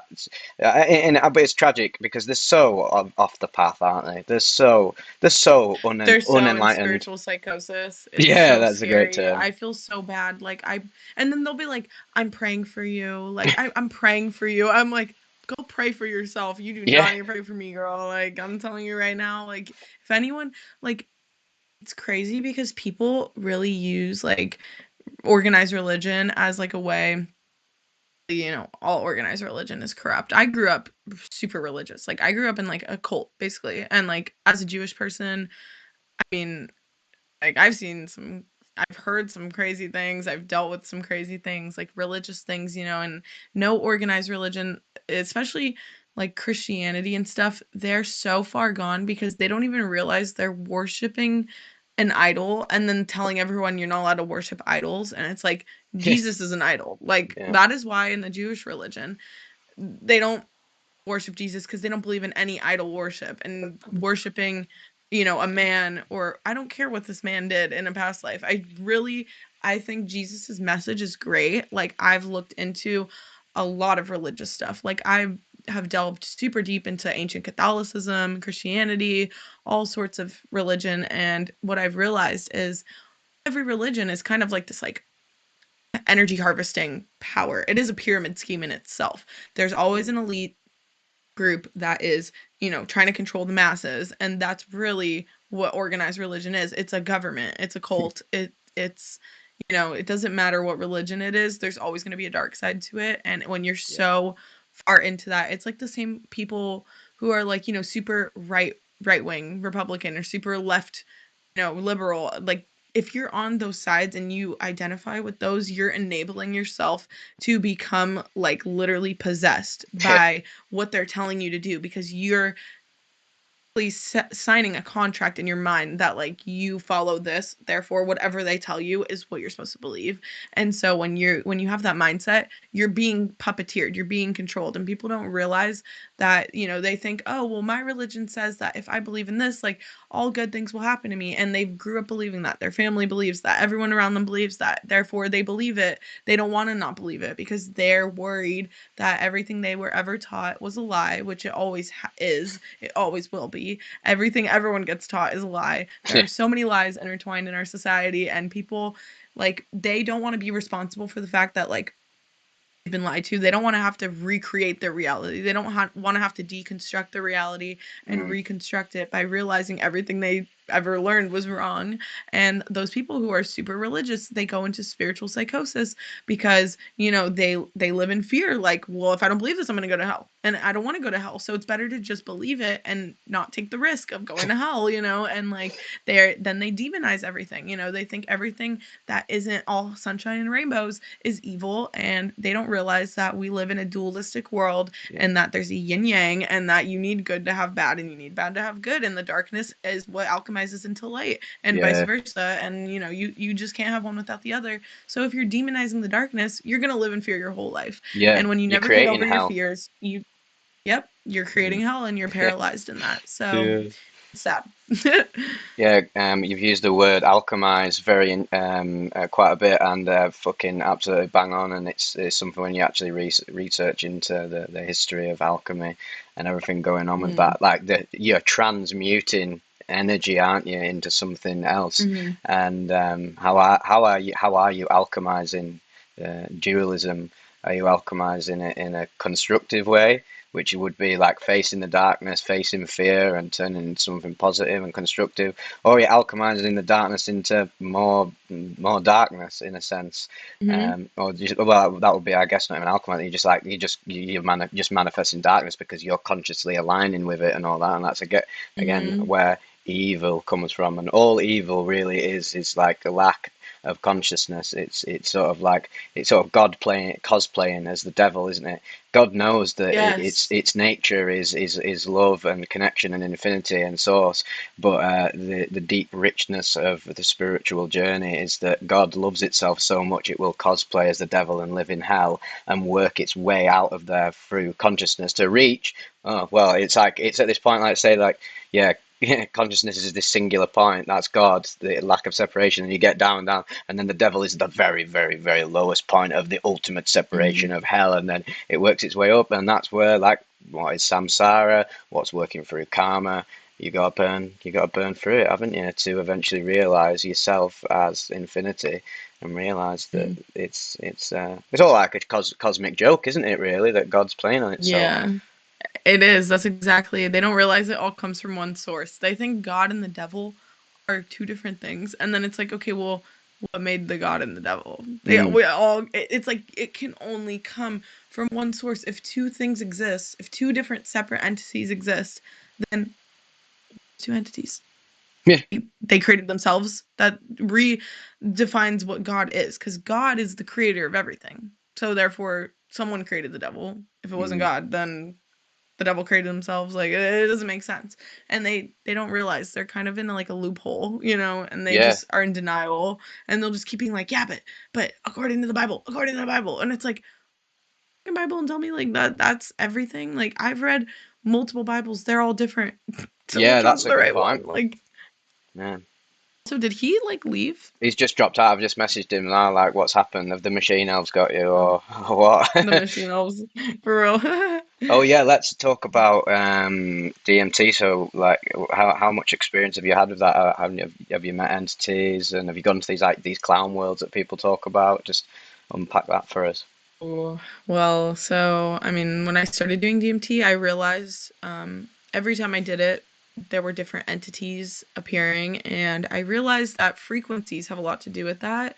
So I realized you can control your DMT trips with different frequencies, different sounds, Mm, different songs with different moods will create different images. Like, I, for example, listened to the Alice in Wonderland soundtrack once when I was on DMT, and I sick. went to a tea party I went down the rabbit hole, and I had a tea party with these entities, and they were all like these divine feminine entities that were like prim and proper. And like, then That's mad, another time that. I was listening to this like certain frequency that created like, they looked like almost Asian entities that were very Mm, like stern and very like, yeah, and I was like thinking in Oriental. Chinese culture, yeah, like Mm, the culture of like, like Chinese, for example, their culture is very stern and very, mm, kind of like mathematical and very like, straight to the point. one way, like you got to work to get to this and do that, like, and every Yeah. person I know with the family from, China specifically, but like Asia in general, like Asian culture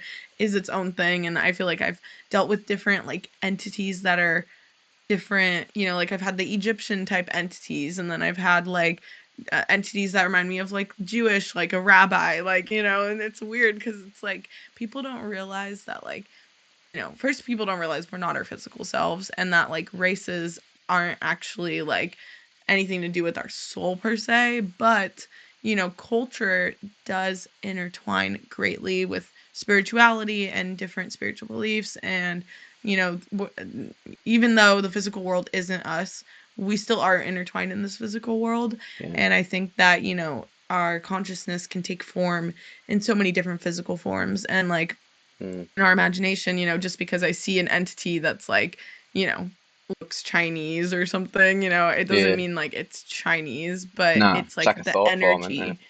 energy of the culture, Yeah. and so I don't want it, I'm just like saying that as kind of like a disclaimer, like, Yeah, I we've don't want got people to to think I'm like, in today's climate. You have to put many yeah, disclaimers out, because yeah, people but misconstrue stuff. yeah, totally. But, like, I've had entities that had different cultural differences, but I've also had entities that were like more masculine and entities that were more feminine. And, I've had entities that were more like jester like, where they're, kind of like trickster type people, Yeah. or entities. And then I've had, entities that are more like eternally loving, and all they're telling me is like, you just need to feel this love, and you need to understand like there's infinite abundance of love, and everyone loves you, and if you give love, you'll receive love. And then I've had entities that are like demonic. I've seen the devil. I've talked to the devil, and I've noticed like the devil is actually like kind of like the jester in a way. Yes. They kind of fall into a similar category to me, because I think the devil really is just trickery of the Yes, mind, yes. I was about to say that. He's It's the ultimate trickster because it's God playing the grandest trick on itself, thinking it's this yes, twisted, evil, malformed being when it's actually exactly. just a And giant joke. exactly. And that's the thing too with like jokes and, like the comical things that come out of, like my psychedelic trips are usually quite sinister in a way where, like the Yeah. comedy comes from being from the sinister. And I think the jester, like entities that people talk about, I think it actually is similar to seeing like the devil or something, because in the end they're both kind of like these, kind of cosplaying entities that are kind of like, "Oop, I bet you Yeah, didn't see that coming." And it's yeah. like, it's weird. Like, and I don't know. I think it depends on the state you're in when you do it, to like what you're doing in your life. But sometimes, when I do DMT, it's completely far away from like what I thought the trip was going to be like. Yeah, you So can't really predict it, can you? You can get a lot of the variables going into it sorted, like the classic set and setting, and even just your what's going on in your life and what you're looking at, what you're consuming on a daily, food, all of this stuff. You can get it down to an exact T and sort of try and perfect the coming trip.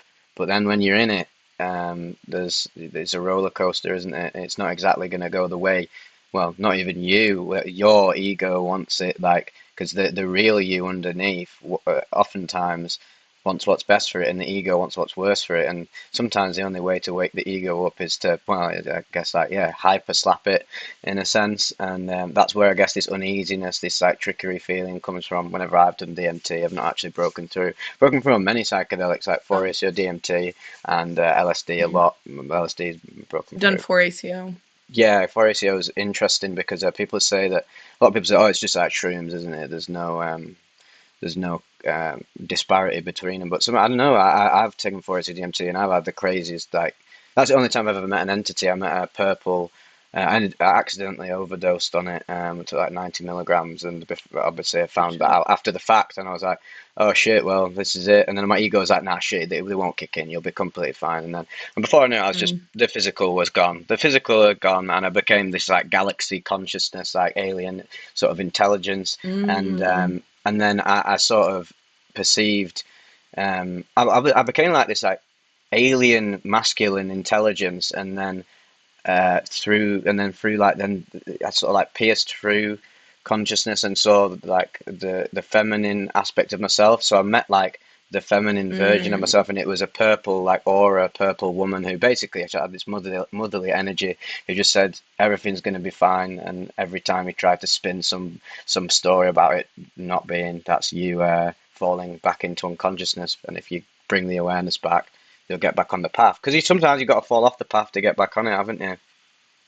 100%. I Mm. I find myself going through that all the time, because I think like I'm on the right track, and then like, people don't realize too, like the cycles of reality. It's like we're always going through cycles. And so like when we're going through, when we feel like we're at our best, it's never going to last that long, because once we go back down in the cycle and we come back out in a new cycle, we're not, it's just like we can't be the same person every time. And so when you fall back down after getting back up, like that's what causes your next ascension to go around in the Yeah. next cycle that goes like, further and further.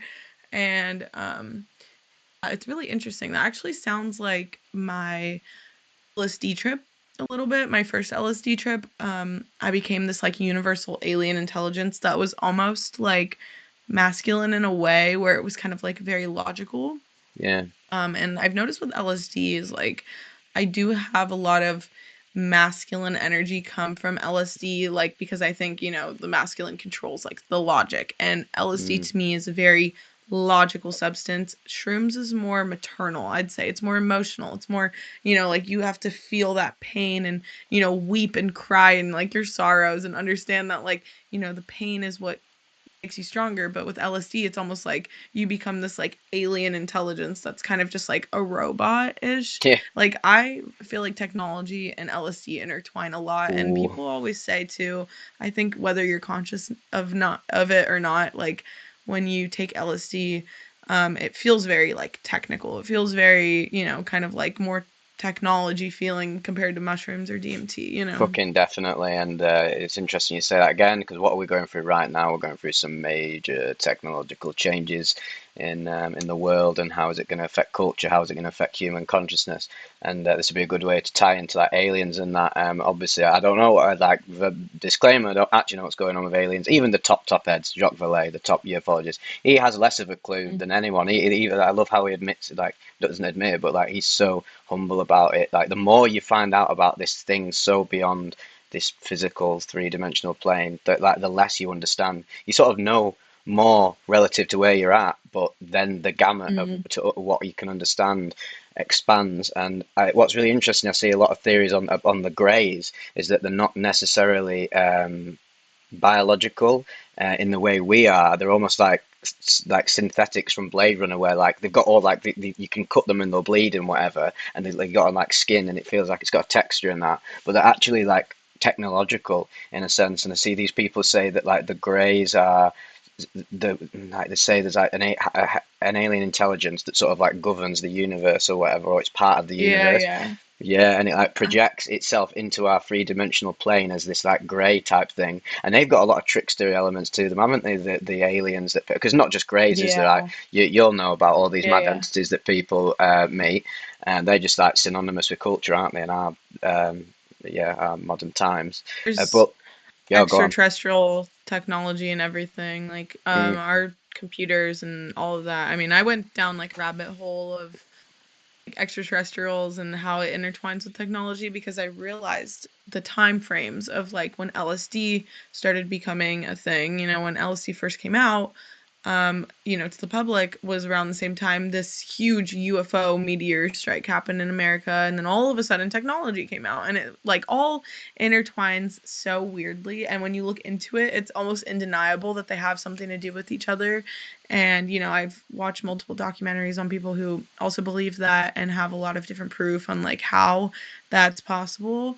But to me, like, something that technology and LSD both have in common to me is they're both very extraterrestrial like, where they're kind of like not like this physical world that we're in. Like, nature, when you take shrooms, it feels like you become a tree. But when you take acid, it feels like you become this like technological alien from like another universe. You know what I mean? yeah, So it's like, what really is the cause of that? Like where do these substances really come from? Like people want to undermine everything and be like, no, like that's stupid, like that can't be the case. But then when you really look into what's going on in the world and the things that are happening, and like, like especially when the solar eclipse happened, all of that shit. I don't know if you were looking into any of that stuff, but I oh went yeah. into a crazy rabbit hole with like when the solar eclipse happened and when like all of this stuff with like CERN sending out their space portal thing. I don't know if you heard about No, I that, didn't like know that. CERN.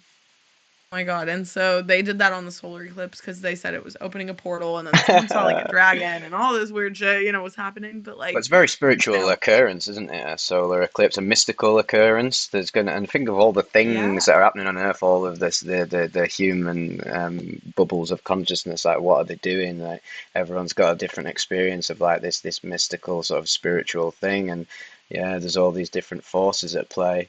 And yeah, I think the big thing with me with AI and that is that everyone's just saying, everyone talks about it, I don't know. I mean, as they do. I mean, most people aren't into this stuff, are they? When I look at it, I don't think, oh, how's it going to affect this and that. I already know how it's going to affect like very, well, not mundane, but just like lower level stuff. How's it going to affect wars? How's it going to affect like commerce and all this? I'm thinking like, so yeah, there's this technological consciousness element to like LSD, because I guess like it's synthesized from a like a natural like motherly Mother Earth type thing, Mm-hmm. like ergot, isn't it? And then you take it and you Mm-hmm. get this like technical like sort of technical conscious feeling. The big question for me is, so AI is that the box is open, Pandora's box is open. There's no closing it. So is AI going to reach a point in thousands of years, because it's not going anywhere? is it going to get to a point where, say, like, well, films and like Blade Runner and Ghost in the Shell talk about it, where it's like the AI, it becomes so conscious. Well, it becomes so intelligent that it creates consciousness through the stream of infinite information. Because I guess Hmm. if it taps into infinity, it then taps into God, and then it becomes a consciousness. So that's why I'm so uh, I'm so believing of, like, yeah, like these grey aliens, and like these entities that people meet in these weird spaceships and that like they're just they're Hmm. just like maybe robots from the future, and they become so intelligent. What if they can go back to a point in space time? That's why you see them UFOs, like they're obviously not using propulsion, are they? They're like zipping about through like points in space time. So they're from the future. Yes, exactly. Yeah, But the totally. future I is all totally. future's also the present and the past, isn't it? It's actually all one. We just are going through Yeah. this. Like, if to be a human, you have to go for like this arrow of time. But actually, it's a giant circle. It's an infinite circle. Yeah, 100%. And it's funny too, you say that because so with the 30 tabs, after I got taken out of my Mm, body and I came back to myself after these like pyramids came down and these entities came and they took me out of my body using frequencies, which was really weird too, because I know we were talking about like the frequencies with the pyramids and how, they say mm, like they could use frequencies to like move certain things. And I feel like they used frequencies to pull me out of my body.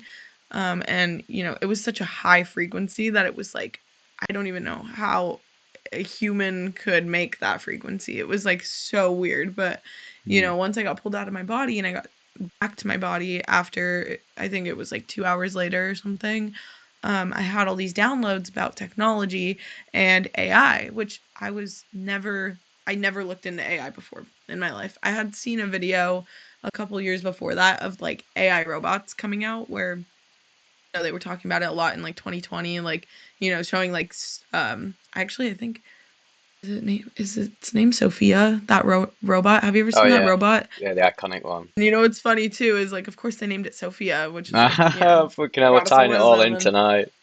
That's yeah. mad. And but so with that happening, I had these downloads in my head about technology and AI and how technology was going to become so conscious that it becomes its own extraterrestrial civilization on Earth. And to me, I was always anti-tech. Like I said, in high school, I was completely anti-tech. I wanted technology. I thought technology was evil. I thought it was ruining the world. I wanted to get rid of it because to me, wasn't earthly. You know what I mean? And so Yeah, in my head, I'm thinking like because it's not earthly, it's wrong. But what I realized after that trip is, there's an evolution happening with technology, the singularity theory. I had this download about AI, and then 3 months later, ChatGPT came out, and I was like, that's exactly what I was like fucking seeing is like ChatGPT, but I didn't know, the name ChatGPT. It was just no, like I thought in my head this like robot, almost like a friend you can talk to, and it'll tell you the answers to everything. Like I was seeing stuff like that after that trip, and in yeah, my head, in my dreams, a couple weeks later, I had a couple dreams of getting taken out of my body and put into a computer by these aliens and these pyramids and these other planets, going to other planets and them taking my consciousness, transferring it to a computer. And it makes you question, like, why was I seeing that when I was like anti-tech?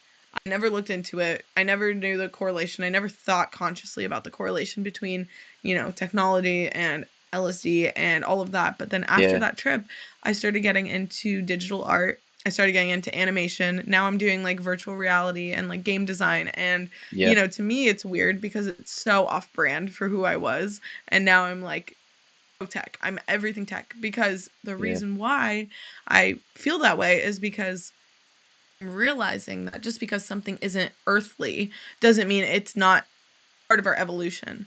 Because people want to subject everything to be like, you know, common to them. They want to feel that like they're familiar with something. And technology coming out, there's a reason why a lot of older people, they're like, I don't want to deal with a computer. I don't want to deal with having to figure that shit out. That shit's not, I yeah, grew up without that. Like that isn't natural to me. And so yeah, people, they want to be in their old ways and they want to experience things.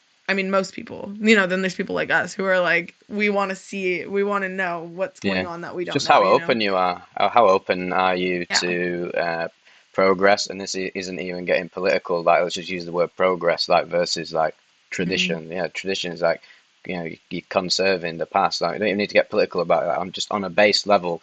Yeah. How open are you to change? And yeah, it's interesting you Mm. say that, and like your trip sort of forced you to embrace this change that is happening right now, and you had to basically accept the reality of what humanity's trajectory is, and Mm.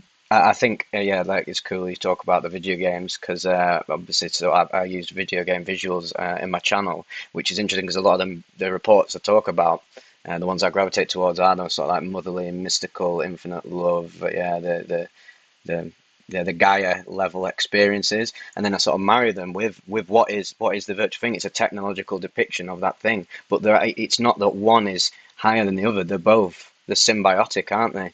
And this ties into the Totally. Egyptians again with the technology. It was okay. Let's say it's a power plant, but there's some mystical stuff going on. Like they both produce each other back and forth. It just the pendulum swings back and forth, doesn't it? I get a lot of Totally. people, but a lot of people I do like. I love exploring these like research chemicals because oftentimes they produce some of the wackiest experiences. But there's always going to be someone who Mm. messages me or comments saying, "Oh, I think it's wrong that you're highlighting these things that are so unearthly." And I was like, "Mate, you need to see you need to see through the bullshittery of the narrative you're spinning about life and consciousness. Is that it's not just as simple as like it's just of Earth and Earth is always the best thing. It's like they're both the best thing. Yeah. It's just everything. It's just everything at once, isn't it? Like I Everything say, that's created is a part of the same source, no matter mm, what physical form it's in, and people don't realize that, these research chemicals, for example, I mean, the same people who say that too are the ones that like they'll drink NyQuil when they're sick or they'll go drink yeah, alcohol from the store, like people are so the thing is too, they're so selective with like their beliefs where it's like the logic isn't there because logically speaking, logic is when you talk about one thing and you talk about another thing and they both follow the same laws of like physics, so then yeah, that's what creates logic is like the fact of things. And with that it's like people will be like, I don't like that you're doing LSD because LSD is technically not natural, but then they're like, well, I just took I had to take some Advil because I was feeling sick. And it's yeah. like, do you know how unnatural Advil is? Like LSD is more natural than Advil. LSD comes from a fungus technically, That's what I and always it's say. chemically, but also our food. It's so funny. People who say that they drink Dr. Pepper, they drink Coca-Cola, they Yeah, eat candy. That stuff's not natural. That stuff no, is so far gone from natural. It's yeah, literally not food. It's not food. It's no, poison. And that's the things people should be thinking about. You know what I mean? Like not like, oh, this research chemical you tried that's like has a similar psychoactive thing to shrooms, but it's not shrooms. Like that's wrong. But then they go eat their hot Cheetos and fucking play on their phone, which is, I don't know. yeah, and It's you just can so stupid. guarantee the people who are projecting are doing that, aren't they? They're getting all of the. I mean, what do we get from like being online and games and media and all that? Like this Mhm. artificial like dopamine release, where there's like versus dopamine releases of going on a hike in a forest and that, and yeah, Mhm. some are just more healthy than others. That's interesting you say about the food as well. Is I always talk about this. Like I don't people in my country don't realize how lucky they are for all the problems that we do have with our diets and everything. I mean, the classic English shitty diet of like just fish and chips and like bad sausages and that.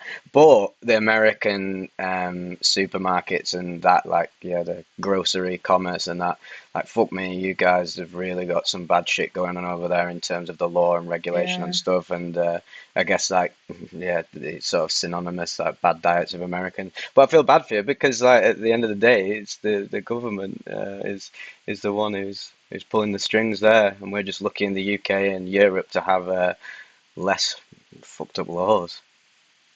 Yeah, totally. That's why I know I need to leave America because I Yeah. can't. I'm a super super health conscious person and I feel poisoned every day with the Mm, water, with the food. And that's something also when I talk about people get so triggered by. And it's insane because people are like, "Oh, you're going to say that when you did ketamine." And it's like yeah. like me and my best friends, we got in a fight because they drink soda like water and they eat candy like it's a meal. And to me, it's disturbing to see that because I'm like, you guys don't realize why you're depressed, why you're unhappy, why you're unmotivated. you're filling your body with poison, and then you expect your mind to work efficiently. Doesn't make sense, but Yeah. I eat super healthy.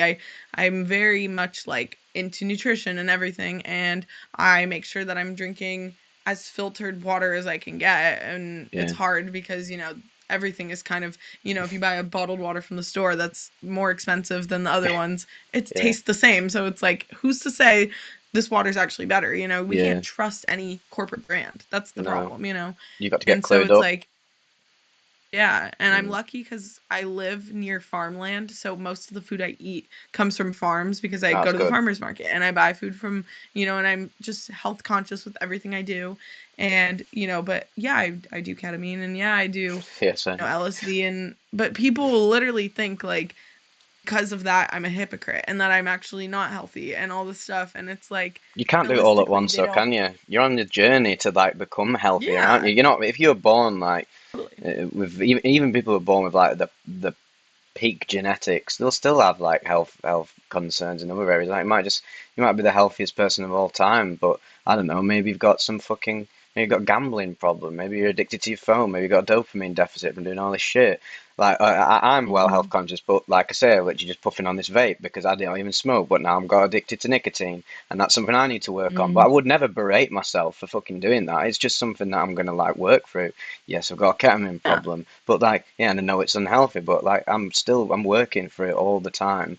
And the best thing Yeah. for me to combat the addiction was to um, get happy and get joyous about getting healthier. Like the best thing about ketamine, like even the recovery of ketamine, you probably know is that the best thing you can do is like drink sort of like turmeric and green tea and flush it out your system and feel good about that and Mm. tap your conscience. Oh, you're having your green tea and like get that dopamine fix from the tea that you would naturally go to the ketamine Mhm. for.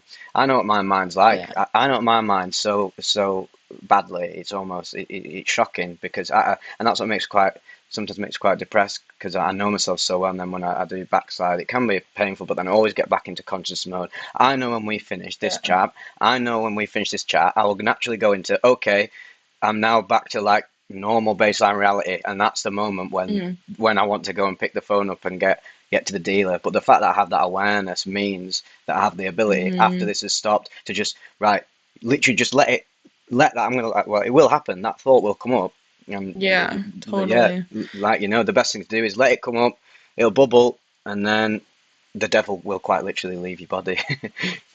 And that's the thing too, is like a lot of people who point fingers at other people are usually in denial of what they're doing. And so Mm, it's like, of course, if you call someone out and be like, like that actually is really bad for you, like people want to get defensive because they don't want to seem like they're belittled. You know what I mean? Like people assume that when you're trying to say like something isn't healthy, that it's belittling, and so people get defensive. mm, And that's why people are like, oh my god, this drug addict is telling me all this stuff, like fuck you, blah blah blah. But it's like, yeah, if you just took that as like, well, yeah, obviously, like we can't all just like be completely healthy. If you like drinking soda and you just know that it's bad, so then you only drink it like occasionally. Just the same way with like ketamine, like when you're addicted to ketamine, but you're addicted, you need to stop. You're gonna mm, try to start stopping yourself if you're consciously aware of that,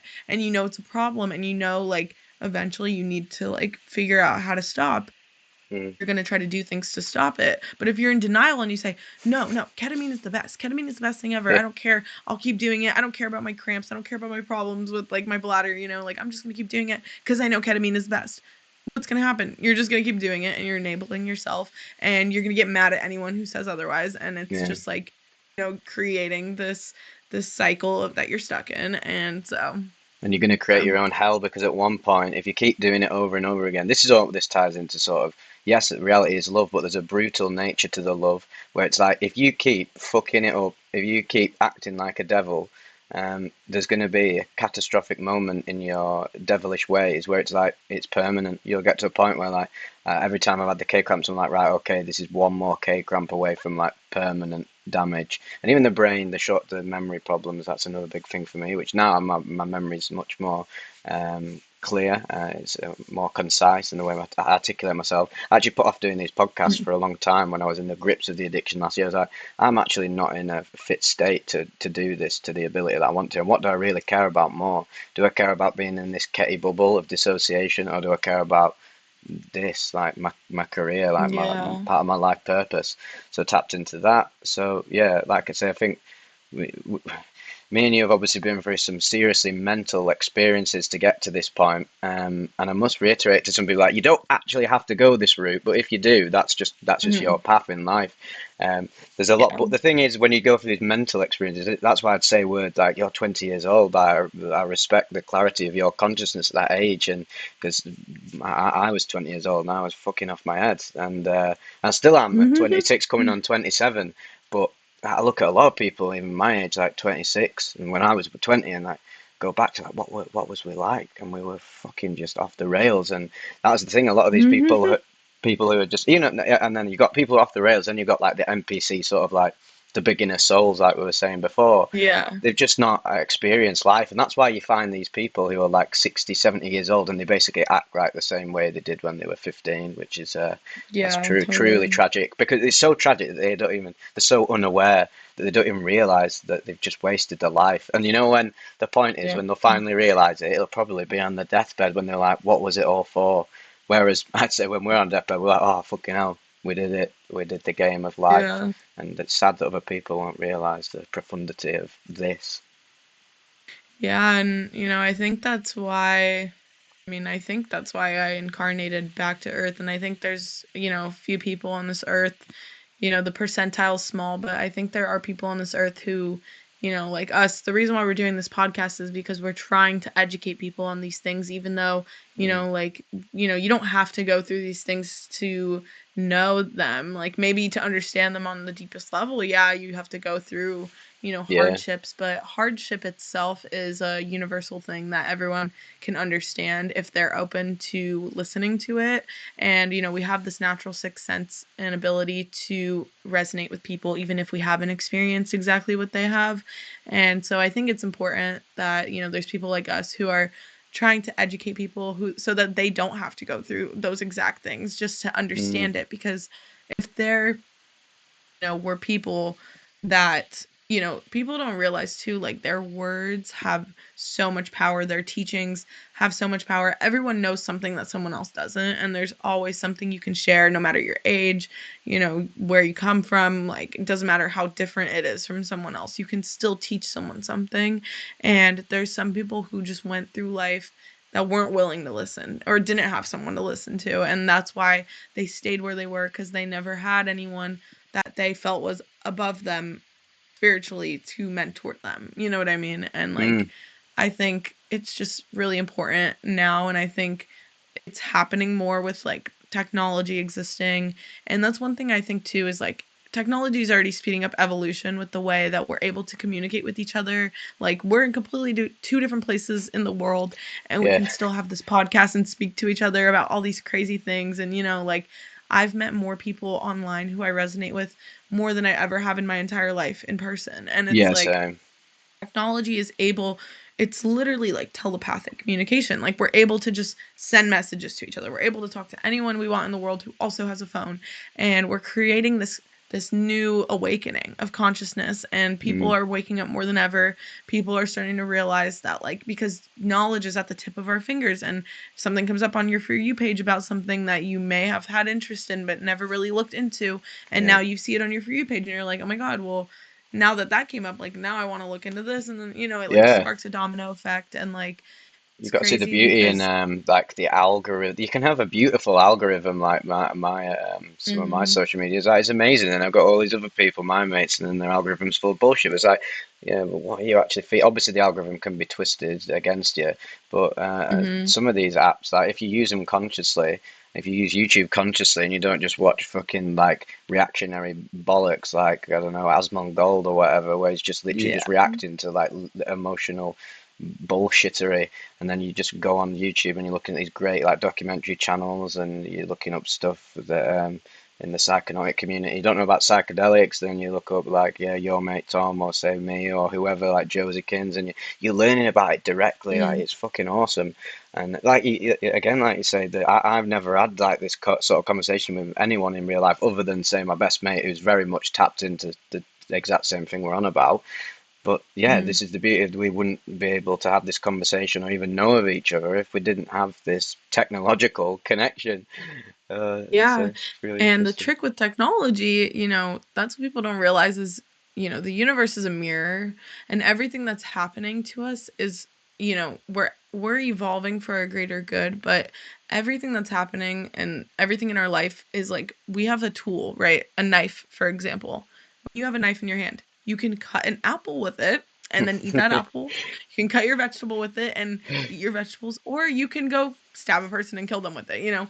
There's a Yeah, dualistic sense to everything, and that goes for technology. Like, technology has this beautiful ability to create these things that were never ever possible in our society, and but then there's also, it's creating brain rot. It's creating people who yeah, are so 100%. stupid that literally sit in bed, and not to like call anyone stupid, but just like creating stupidity where it's Mm, like you're literally brain rotting and all you do is scroll online and watch yeah, stupid things. And you're able to change your algorithm with what you look up. Your yeah, algorithm changes instantly every time you look up. Anytime you interact with anything, your algorithm is changing and trying to adjust to that. And when you start looking up things because you want to educate yourself, my For You page is only educational stuff. The only yeah, time there isn't anything educational is if like I like a video of like something stupid, then I'll start getting stupid things on my For yeah, You me page, too. But sometimes you or gotta have a bit like, of you gotta have a bit of fun sometimes, haven't you? Like yeah, that's the thing. I mean, Why are we human? We've got like carnal energy. We've got yeah, carnal desires, haven't we? A big thing of burning through your yeah. karma is to literally get, yeah, very similar words. Like you've got to get through these animalistic qualities that you say about Mm-hmm. incarnating on Earth, and that's like, oh, well, why aren't I a fucking alien right now, or like some Mm-hmm. metaphysical being? It's because you've decided to come here to experience levels of the human experience, and we go for a lot of this sort of like animalistic, ego-centric, existential stuff, don't we, in our like teenage, young adult years? Then you get out of yourself, and to have the best life, like every decade, you're getting more intelligent, more integrative, more conscious. But the only way to do that is to get it all out of you. If you fucking get to like, well, it's just like the 40-year-old virgin or whatever. If you get to that age and you've not done these things that say you should have been in the peak, you should have been doing like the peak of your youth or whatever. This is going to create an energetic backlog that is going to retard your growth in the most appropriate way of using that word. And I see a lot in my friends where it's like they're not getting any younger, and there's the things in their life they're not doing that are going to seriously bite them in the ass later down the line, and you've got to just Mm-hmm. fucking get tuned in and sort your shit out sometimes. But yeah, like I Turn say, on, funny. tune in, and drop out. Yeah, fucking right.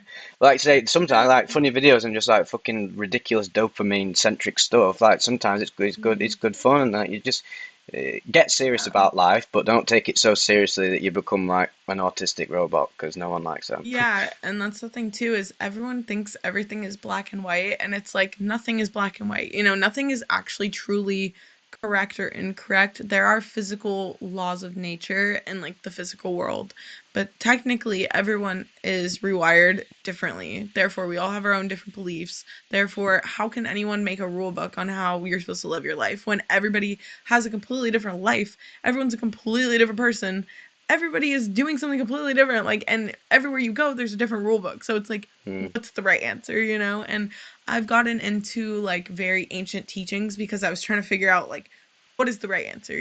Like, I want to know why my whole life I've been told all this stuff, being Jewish, being told all this stuff about religion, and like the cult like things that like I grew up learning, and then going into school and discovering that science goes against everything I was ever taught. And then I'm like, mm, okay, well, now what? Like, now, and then I take psychedelics and I'm like, well, that goes against everything I've ever learned. So now I'm like, yeah. okay, well, now I need to figure out like why I've been lied to, which one was the lie, which one wasn't. Am I lying to myself? Am I doing this? And then you realize, like, in the end of the day, human experience is literally to create your reality. So Yeah. it's like there is no right answer, and there's like no there's factual things, but like technically there's no right way to live.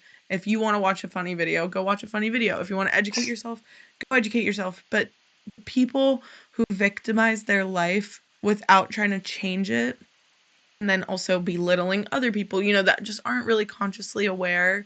It's like, I just hope that, like, with technology, obviously there's people who are elitists who have, they have these mindsets that are power hungry, and, the people that are controlling the system, like, them having technology isn't good for humanity, but, like, everything that we're doing is, based on, like, we are just a reflection of everything, so Yep.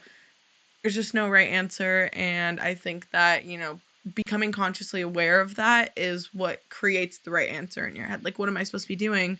Well, what do I love doing? And what makes me happy? And what is, like, good for me, that's also good for everyone else. That's not destructing the world. That's not destructing everyone. No. There's going to be a different answer in everyone's head because everyone's meant to do different things. But once I'm you realize that, go on. that's it. I'm just saying, I'm pretty. I get the vibe from you. I'm pretty optimistic about humanity. We're always so obsessed with this doomer culture, and I like it because it's funny, and Yeah. I like doomer music. I'm a massive goth. Like I'm a bit Me like a too. mishmash of everything. A bit like you. Like I'm just. I don't like to restrict my interests in all areas of life. Like I'm a trippy guy, and like I think I sort of shocked people. I think when I came out, and I think I came out, but I literally came out and showed people what it looked like, and I think a lot of people thought, oh, he's going to look like a hippie, or he's going to look like your stereotypical like psychedelic guy. And I was like, I'm just some little English lad from the northwest who likes all these funky things about life, and people are often projecting that on me. I was like, no, this is just I don't like to just restrict myself to like one thing, and that's why I see the optimism in everything, because I'm not just seeing stuff in a rigid restricted manner, like, oh, China's like taking over, man, like, oh, Ukraine's going to spill into World War III. And it's like life's a lot more complicated than just letting this one little thing spill over into. I just think humans on a level, like, we're almost too selfish to destroy ourselves completely, because all these Machiavellian powers, they need to leech off other things. Like, they can't completely destroy ourselves. That's why I never think we're going to blow up the whole world or anything. And also, if we get Exactly. if we get super paranormal and supernatural, the connection between nukes and aliens is fascinating. There's definitely something doing that, isn't there? You can see it when you take psychedelics. You can see it throughout history. These entities, the jinn, Yeah. all of them. Yep. There's it's consciousness behind the scenes, isn't it? Manipulating the play so that it plays out in the way that it's been designed. And this is really interesting because, like, yeah, you said about this is so true about being a human is you creating your own reality physically, and yeah, everything you do, every step you take, every like second that you imagine is creating this reality, and then you can fall off the path and create a shit reality. But then there's infinite paths, but there is a path you're supposed to be taking, and this gets into this weird question of like determinism versus free will and all that. It's like, because yeah, you can fuck up the path, but it's like I sort of think like, yeah, you can fuck up the path for a bit, but I feel like you're always gonna get back onto it, even if you end up like dying from like overdoing. Like, even if like say like whatever, I imagine if I fuck myself up from being a ketamine addict, and literally like kill myself or whatever, and then become like God, become the universe, then I'll just come back here and redo it again. So it's like, yeah, Yeah. it's really fascinating. Yeah. And growing up Jewish, it's Mm, interesting because they do talk about free will and destiny. And in Judaism, they don't believe in free will, but they do believe you have the power to control your life. But the trick is, like, basically when you have this soul path, basically before you come to earth, you sign this soul contract, and everything that's going to happen in your life is already planned out.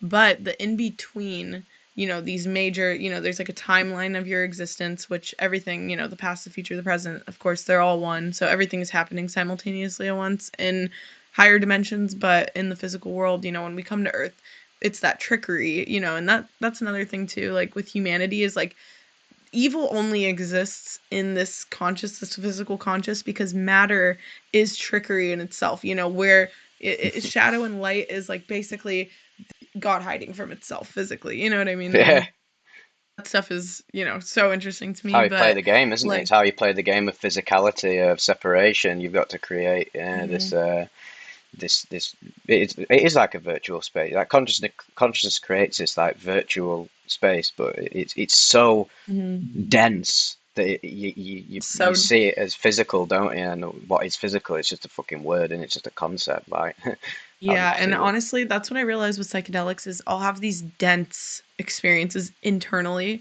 that are Mm, so dense that it becomes so intricate. And that's one thing with ketamine that I've noticed is it's very dense visually. It's very dimensional when you're in mm, it. Like you're in this dimensional plane that looks like a physical plane inside your mind. And to me, it's just proof that like the physical world really isn't as dense as we no. think it is, because if we can start getting more advanced mentally in here, and psychedelics are the advancement of like the internal density of our consciousness within like our mind's eye, like our third eye and stuff, like our pineal gland and Mm, everything we see in our dreams and stuff. And like that stuff is so, I mean, like I think with evolution, I think also internally that density is going to increase. We're going to figure out ways to create more of like a virtual space internally, and LSD is doing that, ketamine is doing that. These yeah, things that are coming out are creating more of a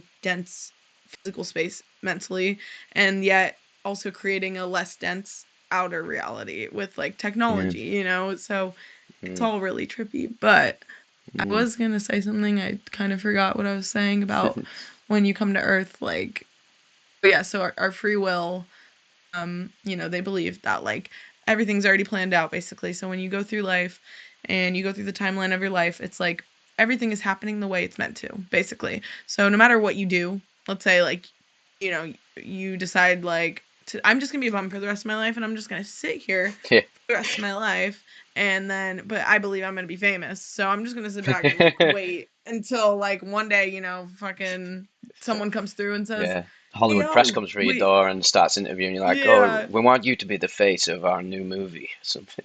exactly." And like that's the thing is people, they don't realize, and I've noticed this too, is like when, they told me this, I was thinking in my head, well, does that mean if I want to be like a famous person that I can just sit there and wait for it to happen? But realistically, you're not going to do that if you No, think that you're meant to be famous. you're gonna pick yourself Like up off the ground, aren't you? Eventually, you could do this, couldn't you? Like exact you could sit there for exactly. ages, and then eventually you'll just have to get the call in because it's destined to happen. It's just when are you gonna do it? When are you gonna pick your feet up off the ground? I've been doing YouTube for fucking like 15 years, and my biggest Mhm. regret, it's not even a regret, but like if I want to use that term, I don't even know what better term. It's that conscious regret, just thinking, oh, actually, I could realistically have made this work like 10 years ago if I just stuck to it because I just kept coming back and Yeah. forth. And I had like varying. Hmm. First, I was been on there since 2009. 2009, I literally just reshared like shitpost videos. These are like the earliest shitpost videos. I was like one of the earliest shitposters online. And then that which was just me as a child doing that. And then I sacked that off. Then a few years later, I started doing like a bridge series. So like did Attack on Titan abridged. I had a big success with that. Then it ended, and then I was like, oh, I don't know how to continue YouTube. I'll leave it. And then just well, this is the fascinating. Rest in peace, Trip Keeper. His internet is dead. I feel well bad for him, Oh but yeah, I was gonna say what happened to I him. know, yeah. Thankfully, it's just his internet, and there was no machine elf interference. Thankfully, but yeah, it got to a point where the reason I did the YouTube was because I literally was listening to Tales from the Trip and all the other people I'm into, Trip Whip, Tales, your mate Tom, Sack Substance, for years and years and years, and being like, you know what, I can do that as well. Instead of just like consuming is good, consuming information is great, but it gets to a point where like, Hmm. how much theory do you fucking need before you put it into practice and put one step one like Yeah. in front of the other? And yeah, you're manifesting your dreams, I'm manifesting mine. I think we're doing a good job, to be fair, but there'll always be hardships and hurdles. You just got to have that awareness, haven't you, to get through it. Yeah. Mm. Totally.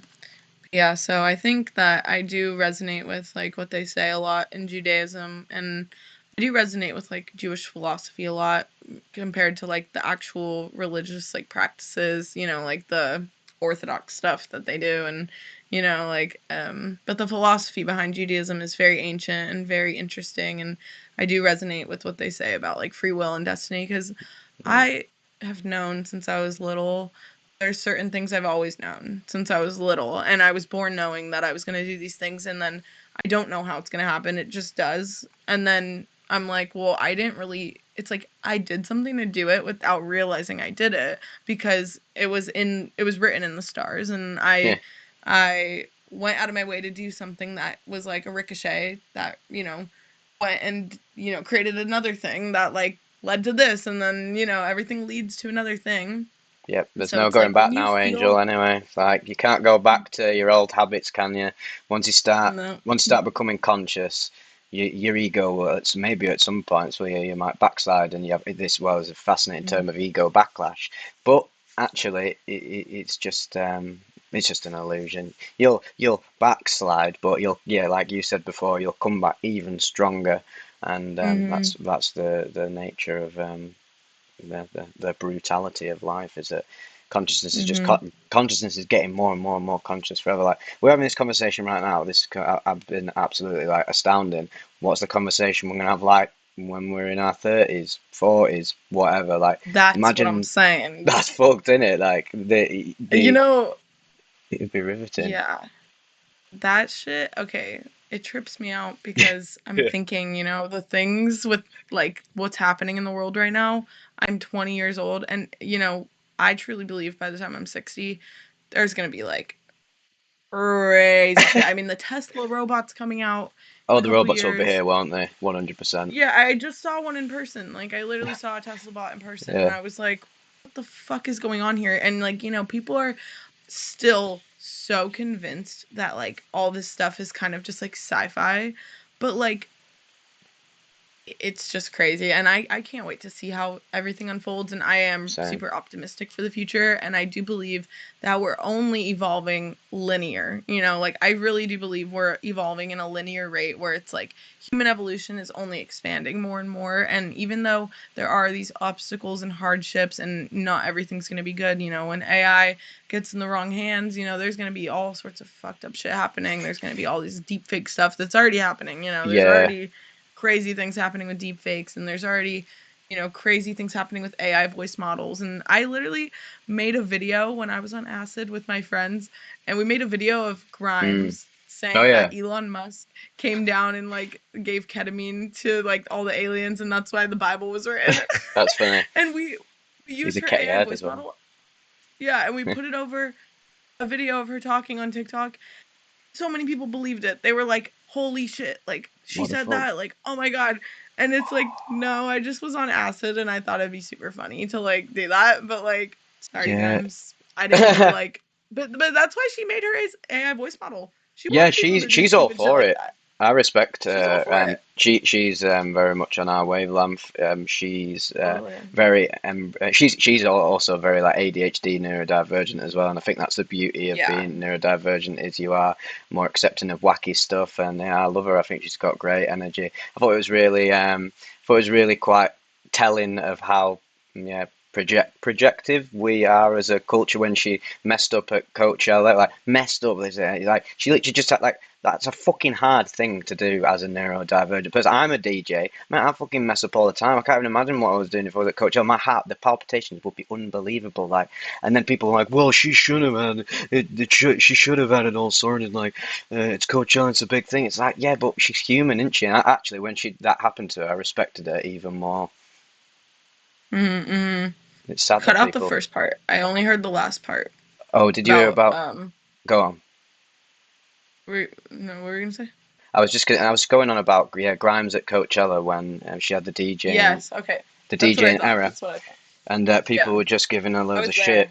there. Yeah, and it's just not fair. It's just not fair because like everyone is always expecting these things of another person. Like, well, you should have done this in this exact way, and it's pathetic they didn't, and they should have a better But head that's on the them. It's thing. like, yeah, If you're not an artist, you'll never understand that art is never something that's like, she's going on there to DJ. Yeah, she's not a fucking DJ. So first of all, she never said she was a DJ. She was trying to DJ because she wants to just try and DJ. But mm, her music skills, her engineering skills, like she engineers all her songs. She's the yeah, producer of all her songs. Like she's the one obviously she has help from people, but most of the stuff she does is on her own, and the DJ thing is fairly new, and, the mixing, all that stuff. And at the end of the day, I was there in person. I was there in the Oh front yeah, row, and it was sick as fuck. I yeah, thought it it was looked so it. cool. Even the AI art she had, and people don't realize too, like, they think because, AI art, I use AI art a lot Me in too. what I do. I mean,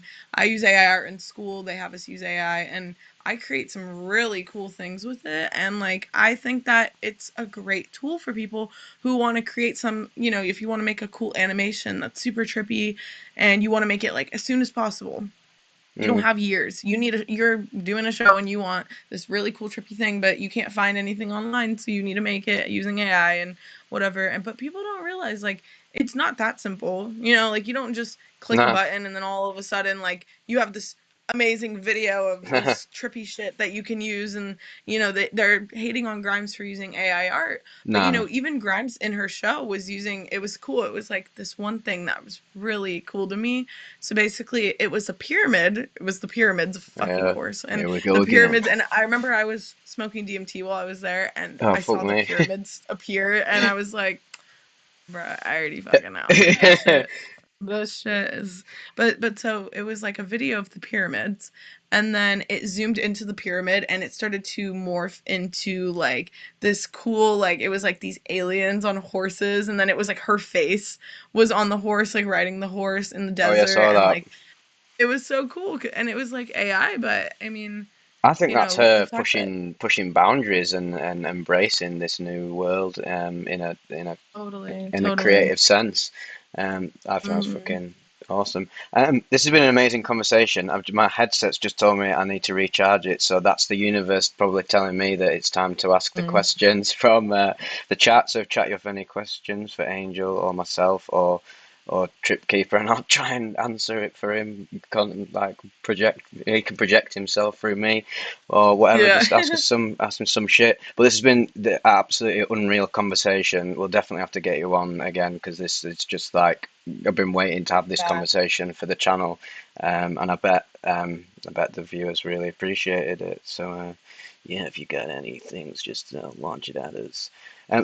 While waiting for him to ask, what's your next big thing, like project wise? You got any ideas?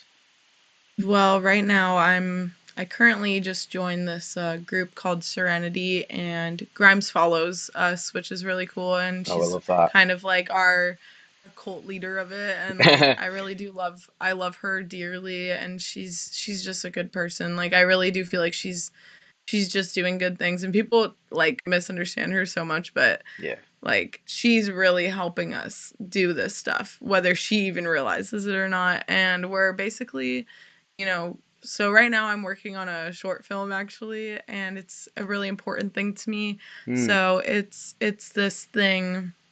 The concept is like, organized religion and psychedelics are actually intertwined, and basically, Yeah. like, from my life experience, like growing up in being super religious, and then realizing that, like, having these paranormal experiences, and then religion kind of counteracting these paranormal experiences, and then like psychedelics kind of counteracting that, and it all kind of like intertwining, and then like aliens and everything. I'm kind of making like this short film that's based on like religion actually intertwining with psychedelics and aliens.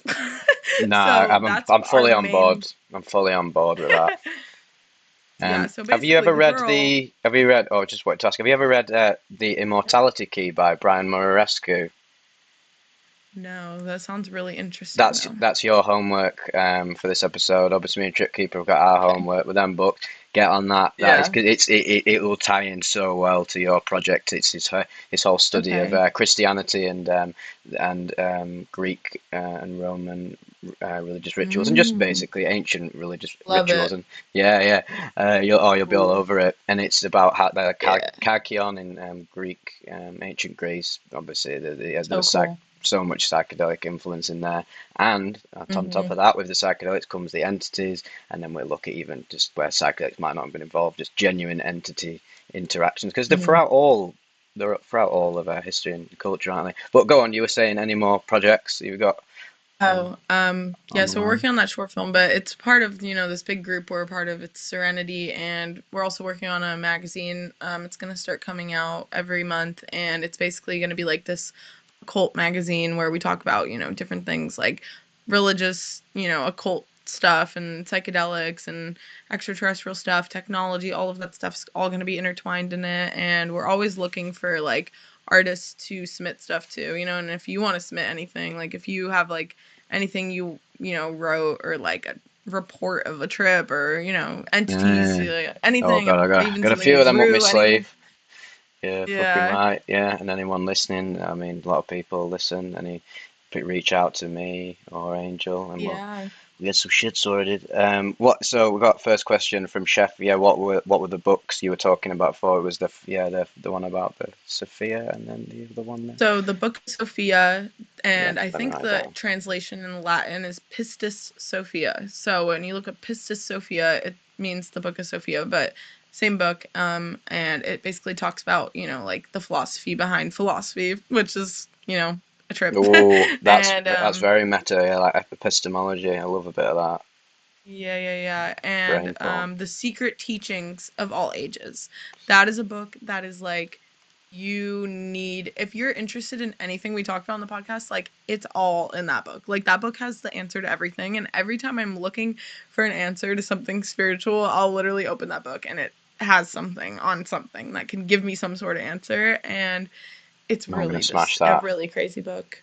I could go Yeah. on about books and books of like books I have. I mean, one day we should do a podcast where we just show our occult books, because Yeah.